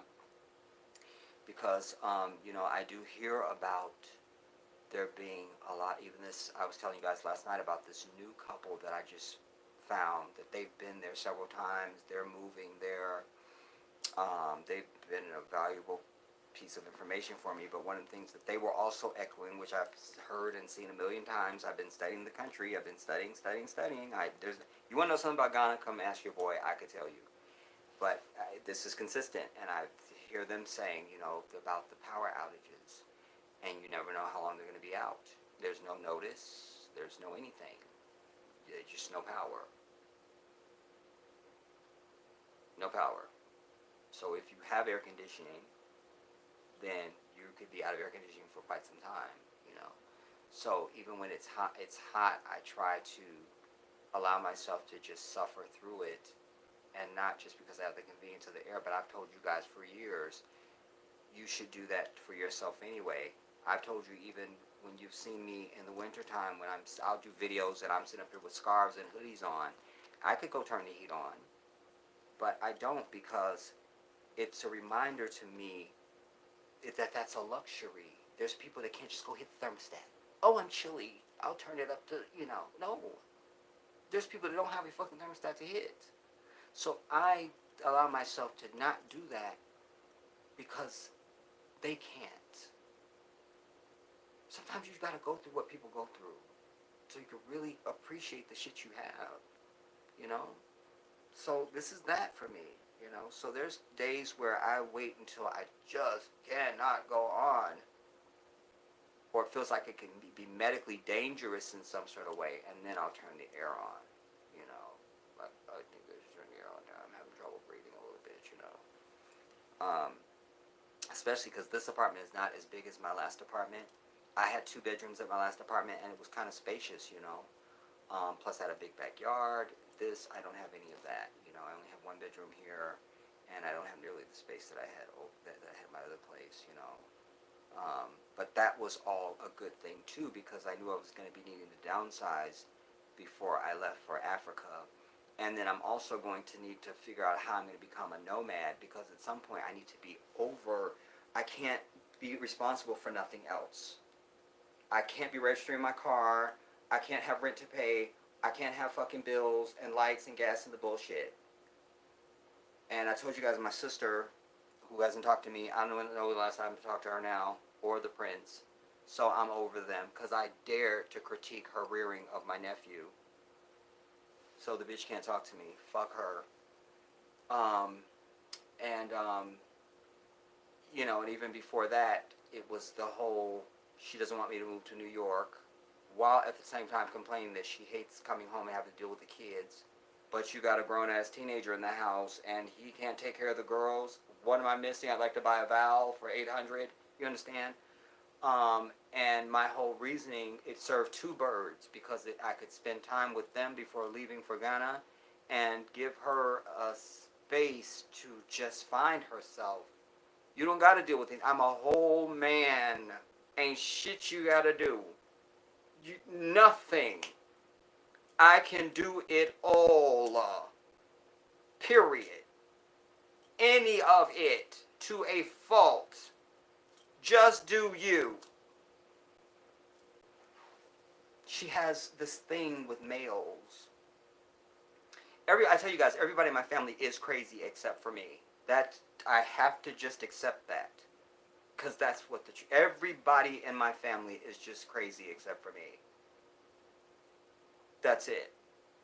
You'll recall that early on, when I first started talking about moving to Ghana, this is when I had my 23,000 subscriber channel, and I hadn't even really mentioned it to her at all. And then at some point I mentioned it, and I'm definitely moving, and this is the third, and then I told you guys, those of you, if any of you guys are here tonight that were with me then, remember this. And at one point she wanted to go with me. Well, why don't we do it together? Because I threw the phone. And when I picked the phone back up, I said, don't fucking play with me. Like, do you really want to do this? Because I loved the idea of it. But I also know that she is like most everybody else in my family. They are stuck and frozen.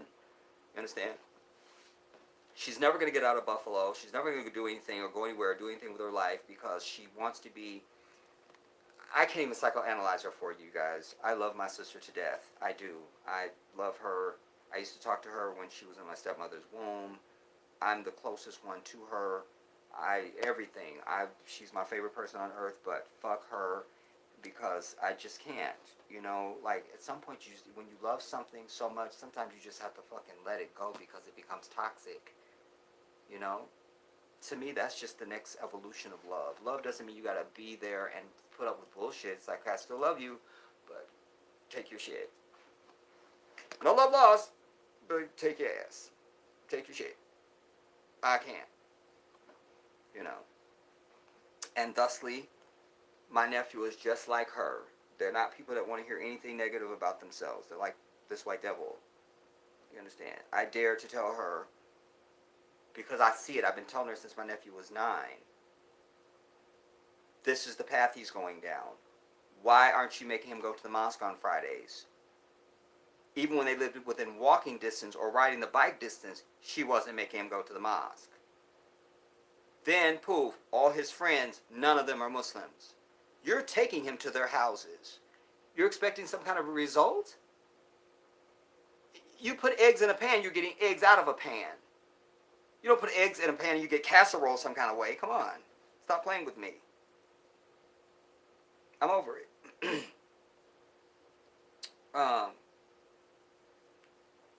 And when he got his first job, I told you guys when he started working at the supermarket.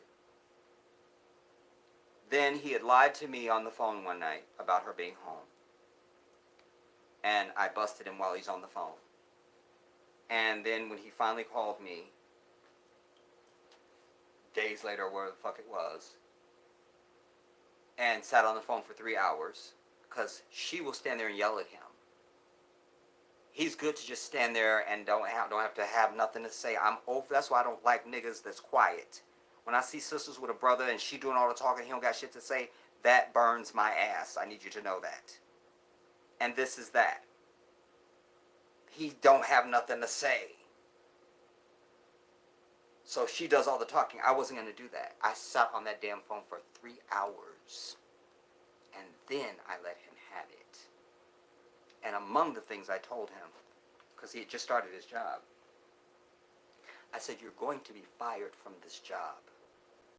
And when they fire you, they're not going to stand there and ask you and give you 3 hours to try and get information out of you. They're probably going to give you maybe 5, maybe 10 minutes tops if they're really, really nice. And they're going to say, we just can't use you anymore, and goodbye. And then when I told my sister about the conversation the next day, why would you tell him that? I said, because that's what's going to happen. She wants to fucking baby him for everything. When he first got the job, I was like, okay, good, now he can pay his cell phone. Oh, I don't ask him to do that. What are we raising here? We're not raising a male that we're passing off on a sister where she got to now do every damn thing. We're over that shit. When he come here to visit me, he comes out of his, when I had 2 bedrooms. He hasn't been here since I moved to this place. When he comes out of his bedroom, is your room clean? It's clean. Does it look like uncle's? And he goes his bitch ass back in there and fixes it. Because I have standards. If it doesn't look like my room, it's not clean. Damn it. She's just, I don't know. And what you need to know is at the base of this, so that you can just understand a little bit. I don't need or expect for you all to understand how I feel about this or anything. But just to give you this piece. I have wasted too much of my life on earth with my fucking family. My intentions have always been pure in anything I've done on the earth. Anyone who knows me will tell you that. I just don't got no more time for the ass. Give a fuck how much I love you. Kiss my ass. I don't have time for you. I must live for me. You understand? I just have to. I just don't have time. I just don't have time. All the way up says, that's real, Jedi. You gotta pay something. And don't have nothing under the bed. Speaking of under the bed, the very first time he came to visit me, he was 9. was the first time he came and spent the entire summer. Don't you know this little Negro had shitty drawers underneath the bed that had been there from the night he got there? Not to mention, I had taken him, me and some friends, had taken him to the beach or an amusement park, something. And he's sitting in the passenger seat next to me on pillows. And you don't tell me, Uncle, I gotta pee? I was supposed to be buying him I told him I was going to buy him a Green Lantern ring. He was all into the Green Lantern. I was buying him all this Green Lantern bullshit. I'm over it. And I took him to see the movie and blah, blah, blah. And don't you know, this little Negro pissed on himself in the passenger seat instead of telling me, Uncle, I gotta pee. I cussed him out.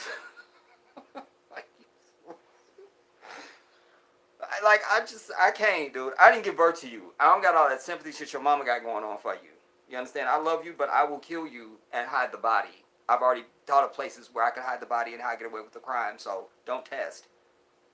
K.R. Watkins, good evening. This is truly a season of families no longer being unified. Mine has been a long season, KR, but alas, there's definitely truth in that, absolutely. Mine has been prolonged, really. And I can't no more. I just can't. I'm worn down. Like, I could have called my sister and been like, so what, you're not talking to me now? I'm not doing it. Bitch, you know I exist. So whatever. Like, I don't need to be the one always trying to patch shit up. I'm done with that. The Creator knows my heart. He knows my actions. He knows what I've done. I'm good with that. That's it.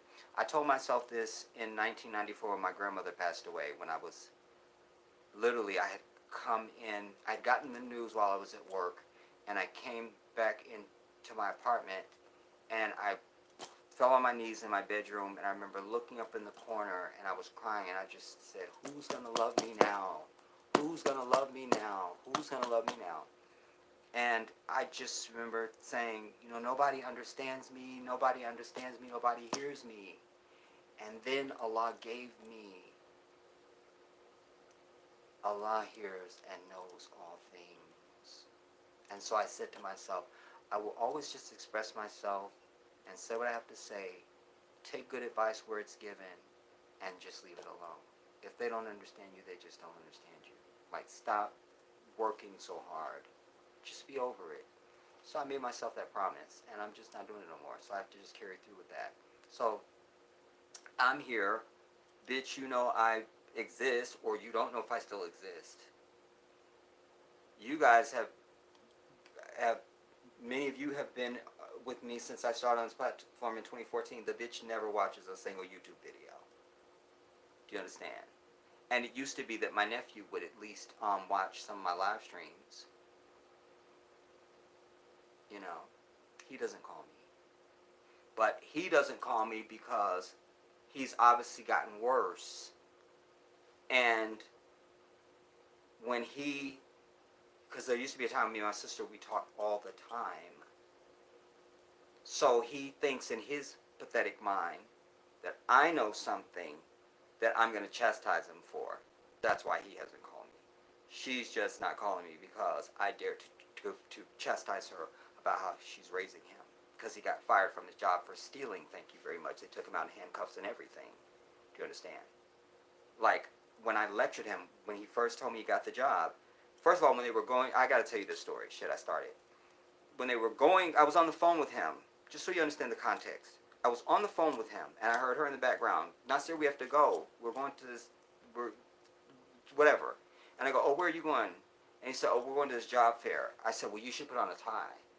He goes, no, it's just a job fair, Uncle. I go, I'm one with a business degree and life experience. You need to put on a tie and a shirt. It's just a job fair. Her bitch ass was saying the same thing. And they were deciding what shirt he was going to wear, some polo shirt. My phone rings about 15 minutes later. They're doing interviews, Uncle. I know what the universe allows me to know. If I say it, there's a reason why I've said it. Period. And I've told him this. Like, do you think I'm just trying to impress your little ass? You're nothing to impress. If I'm telling you something that's serious, because I know it. Now I need to give you a mock interview while you're standing your little bitch ass in line waiting for an interview. And I started interviewing him. Like I've interviewed people across my entire life. In most jobs I've been in, I'm the guy that's going to hire you and fire you. I give him a mock interview. He gets in there. Then we get off the phone. They're calling me. I'm up next. He gets off the phone. Maybe 20 minutes later, I get a phone call. First, I want to tell you, they asked me exactly every question you asked me. And I got the job. Because I know what I need to know about you when you sit in front of me. And I come with a sixth sense, and I'm clairvoyant. So I probably have more insight than the average person that's interviewing any potential applicant. But I only have a small window of time with you. I know what I need to know. So there's specific questions I'm going to ask you. It's standard. This is how you answer that, and you'll get the job. They have a grocery chain up there called Tops. First thing I asked him, why do you want to work for Tops? Stop. You sound like a dumb teenager. Is not an answer. Start again. And then I took him to the next succession of questions. But when he told me he'd been hired as a cashier, the first thing I told him, I said, listen, anytime you're dealing with somebody else's money, I don't care how you get it, it's their fucking money. And you need to be a steward over that.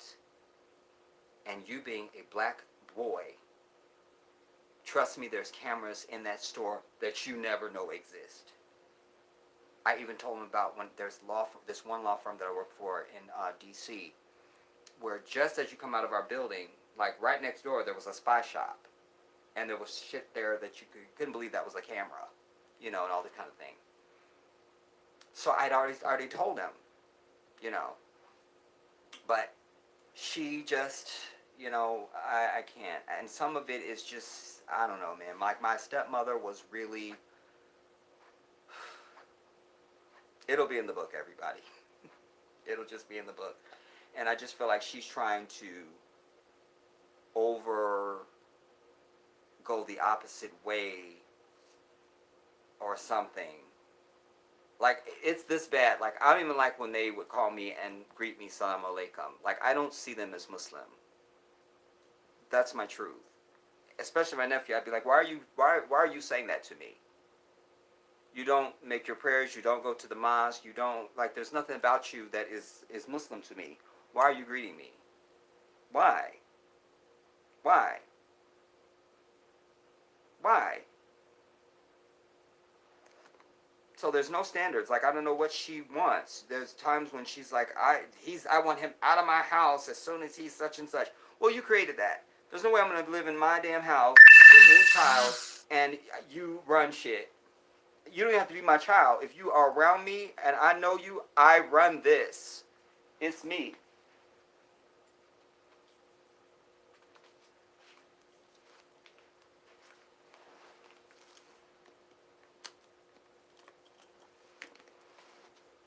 So I know my nephew is just completely out of control. And it's to his advantage if I'm not in the picture.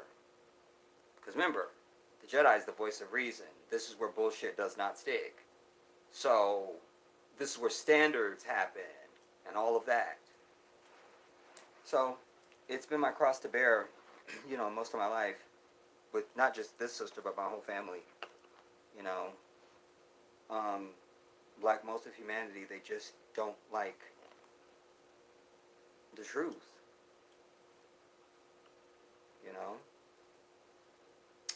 All the way up. You told him, right, don't fool with those people money. That's right. And they had him over time. And oh, by the way, my phone rang when he was just about to be handcuffed, unbeknownst to me. Joey told me later. My phone rang. Uncle, I really need to talk to you. It sounded very urgent. So I didn't want to press because he'll clam up. So I'm like, okay, well, just, did you want to talk now? You want to call me? I'm just going to call you as soon as I get home. Okay. Well, he never called me. And then when I'm calling the next day, I'm not getting him. Finally, I call my sister. Where is the prince? He's upstairs. Like, she's being like a white parent, dude. How's he upstairs in his room with the door just closed and that's freedom and shit? Fuck that. I'm coming through like the goddamn PO. You understand? I'm searching. I'm doing inspections. I need to know what's going on. You know, like, just, you don't have like your own little world going on and you're a teenage boy? Nah. That's radioactive right there. And I also have told her there's going to be a baby sometime soon. Watch. Watch. Watch. What she really hates is I told her a long time ago when I started saying that she pushes back on everything that I say. Just know that I will have no problem saying I told you so and enjoying it.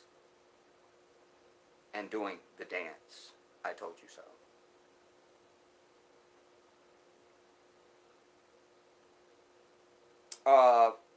45 lies. That's really your name? You gonna represent like that? Says Trump is a criminal.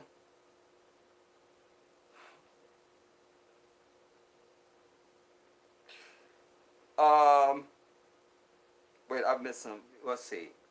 10 minutes. Um, Yo, that type of stuff, all the way up says that type of stuff will get you cussed out. Just sat there and pee. Right. You feel me? Like, if I had an ejection seat, I understand. KR. Laughing out loud. Mine has been 6 years now. Yes. KIM. Keep it moving. That's right. Amen. All the way up. Oh my God. Stealing handcuffs. Yep. And I just, and then this is what also kills me. Like, you really want to know how was he feeling? What'd you go through? Because I want to be there. I want to go into that space with you, and let's talk through it, and just be in that with you, But he can't. He just doesn't fucking put together a sentence. Everything you gotta ask. You can't. Don't you not just tell a story and let it flow like a flute? No. I'm over it, dude. All the way up, you told him, right, don't fool with those people's money. My nephew is 22 now, and I had the same problem with my sister. It was so annoying. These new parents are all about choices. That's not how I was raised. And, oh, but wait, because he's her first. He's 18 now. Then there's my niece, whose birthday is the day after mine, making her an amazing human being. Can we just add that? And she's 11, and then under her is my 6-year-old niece. So she's got 3 kids. And this is one of the reasons why the bitch isn't talking to me right now, too, because one of the things I said to her in our last conversation is, when I was just like, this is probably going to be the only time I'm going to really get it all out, because I know the bitch is probably not going to talk to me again, so whatever. I'm not tiptoeing around her anymore, and I just don't care. So, and she's the only person on earth that I even edit myself for in any type of way or give any considerance. You know what I'm saying? She's the only one. But one thing I said to her in that conversation, I said, how is it that when Nasir was little, anytime you and I were on the phone, the entire time of his youth, you would have to scream at him to, don't you see I'm on the phone? Get out of here, I'm on the phone. Get out of here, I'm on the phone. Stop talking to me when I'm on the phone. Then Jahan comes along, and you're screaming at her the entire time you and I are on the phone. get out. I'm on the phone. Did not tell you. Don't you see I'm on the phone? I have to wait 10 minutes for you to scream at her. Now here comes Cairo. And 3 generations of your children, and you're still fucking screaming at your kids, Asila. Why? Because your bitch ass is not sitting there with a fucking belt and a switch and a goddamn extension cord and a look in your eye saying, bitch, I dare you. Kids do what you allow them to do. There's no child of mine that would approach me once I've given a direction. It just would not happen. Because there would be immediate consequence, and don't do that no more. That's why I was a Christ child growing up. I did what I was told. I just did. You don't have to tell me twice. You just didn't. You just didn't. You just didn't. But I knew my grandmama was serious too. No need to try her.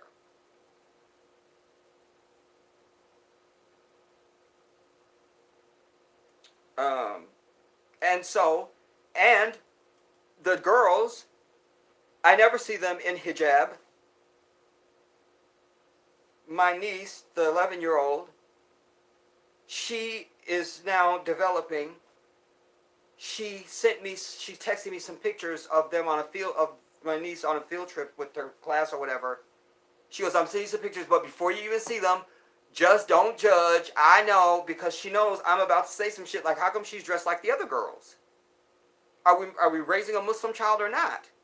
And if we're not, then don't bitch at me, and I don't want to hear shit when she comes home pregnant when she's 16 or 15.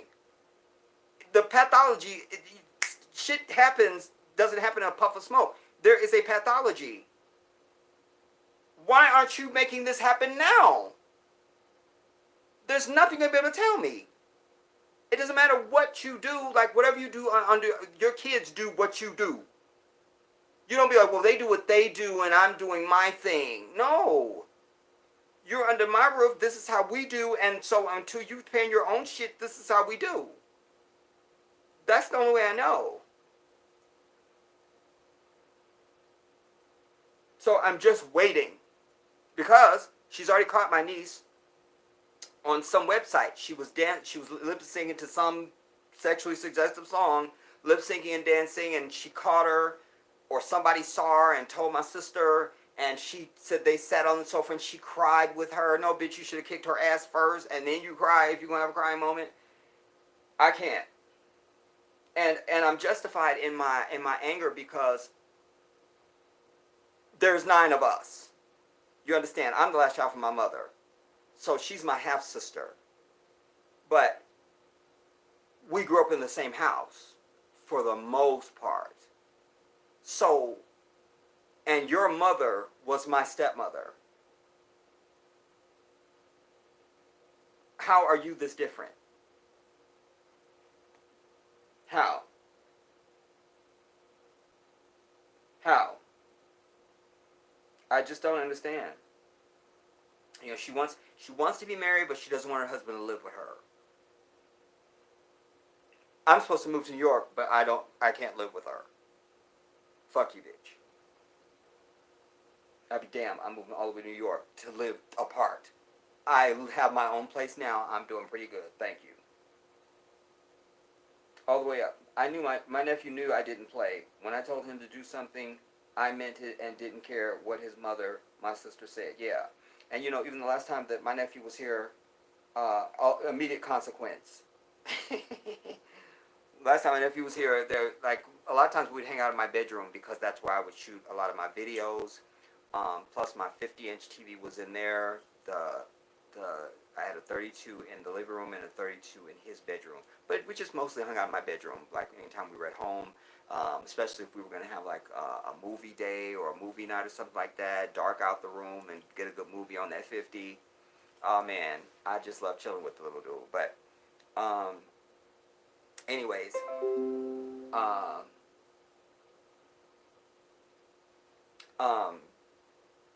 so if we go back and forth to the kitchen for something to drink or some food or snacks or whatever, and so there's a hallway between my room and his room, and in between that there's a bathroom. And I'm coming out of the room, he's coming back into the room, and he doesn't yield for me. He just stays forward. I punched his ass in the fucking chest, moved him against the wall, and said, when I walk past, you yield. I am the king. Do you understand? Don't challenge me. He thought it was funny. But that told me something. He's trying it. He's trying it. And didn't I find out that he pushed past my sister? She holds a lot of stuff from me. Things I don't know, you know? So there's a lot of secrecy. That's why she hasn't called and he hasn't called, you know? So I'm good with it. I'm just good with it. I'm just good with it. I'm just good with it. I didn't break the promise. I told her in 2011. Yeah, this was after my dad died, 2009. So 2011, I called her at her job. We hadn't spoken in a couple years. And I called her at her job, and as soon as she heard my voice, she started crying. And one thing I said to her in that conversation, I said, from this day forward, until one of us has a janazah, we will not communicate. By Allah, I swear this. Janazah is your funeral. Well, my sister's one of these people that she will agree to something in the moment, and then her own selfish thing comes up, and she's just like, fuck all of that. She's always been that way. So I'm over it.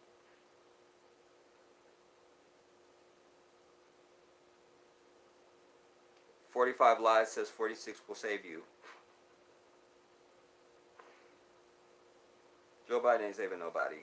And he's probably going to croak and die in his first term. Not only that, you can't keep his dementia hidden for too long. Although they kept, who was the president that was in a wheelchair, and they was taking him up and down the goddamn elevator and all of it, and nobody knew, and we found out later. So, I mean, they have ways of hiding shit. You feel me? Like, but there's nothing to hide. I already know it. Excuse me. I know that Joe Biden's ass suffers from dementia, mental retardation, and Alzheimer's. He had a brain aneurysm before. Like, that's known. That's public knowledge. So, you know, whatever.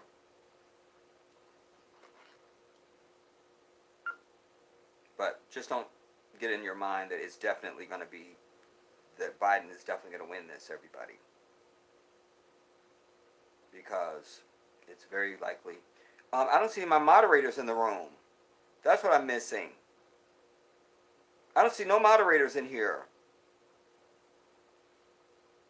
KR, I need to make you a moderator. MW, I need to make you a moderator. All the way up, I need to make you a moderator. Any of my regulars, I'll remember to do that. J9, Kelly, all of y'all, for the most part, I need to just make you guys moderators, because this 45 Lies person is a little concerning to me right now. I'm just getting readings.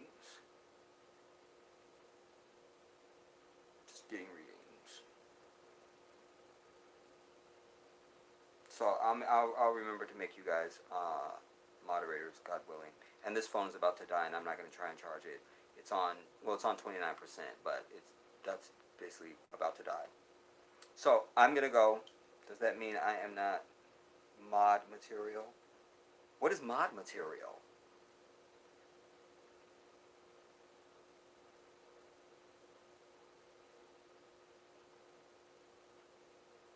Oh, I think I can do it on here. Probably not.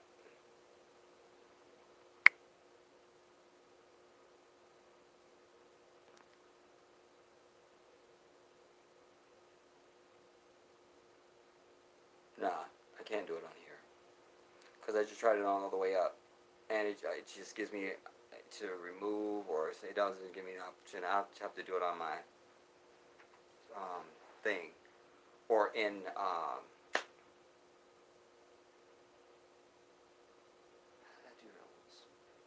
I'll get them done because I did a bunch of other people, but I'm just realizing that I don't have any moderators in the room at all. Okay, good night, KR. I love you. And Kiara. Yeah, I'm gonna go, everybody. I got everybody.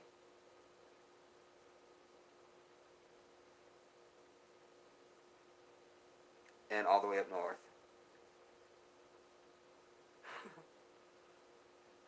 It's so funny to me.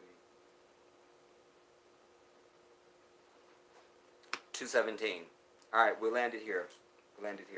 Anyways, I didn't know I was going to speak today, everybody. Like I say, that just came up on me when I was taking my neighbor across town.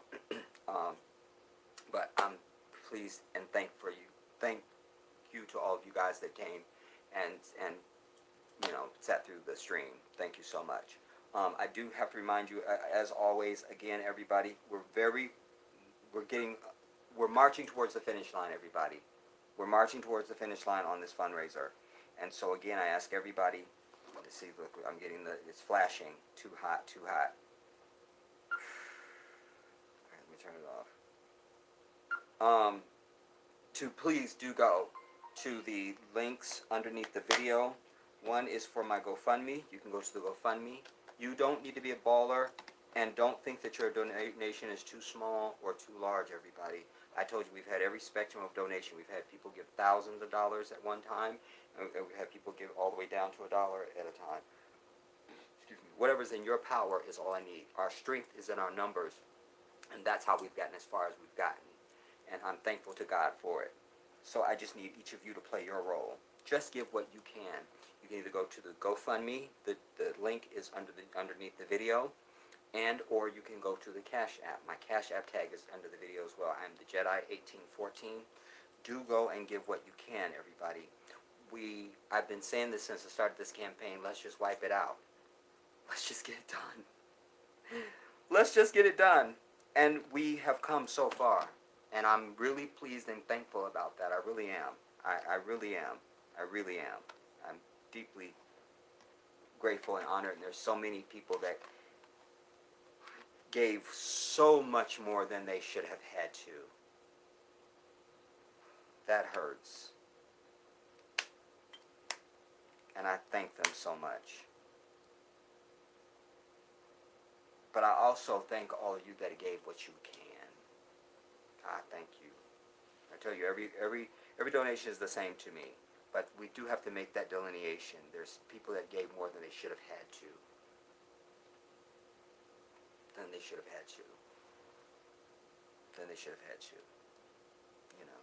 So, do go and give what you can.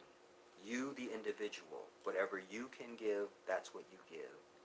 And I'm looking forward to the day when I get on here and say, we have made it, everybody. We're done. We did it. We did it. Because I tell you all the time, for me, it's more than just about raising the money, which is so important. But it's also about, can we come together around a common purpose and reach a goal on any damn thing as a group of people? Even if it wasn't for me, that will matter too. That I can say we came together and we did this shit. We did this. We did it. But it will also serve as an example to you. Yeah, we did it. We did that. And my hope is that will put something in you for the future when it comes to anything. You will know what I know already. We can do anything that we want when we're united as a people. Doesn't matter. It doesn't matter what it is. We can do it. We just, I don't know why, I don't know, dude. I've always banked on my damn people. I told y'all the story. I'm sick of telling it. When I first started on YouTube back in 2014, I had white people, troll-ass bitches coming to my channel talking about, your channel's never going to grow because, okay, KR, look at it. I can't see it now. your channel's never going to grow because you alienate white people. That's when I have probably literally 3 or 10 subscribers. Well, I said, fuck you, white devil. And I got to 23,000 subscribers and well over 4.5 million views on my channel. Believing in my people. Period. Don't tell me shit about what we can and cannot do. Don't. I'm living proof of it. And that's just one example. That's just one. That's just one. That's just one. That's just one. Do you understand? So I know what we're capable of as a people. I know. Sometimes it just takes a little longer to prod and push us and poke us. But that's about it. You understand? So, go give what you can, everybody.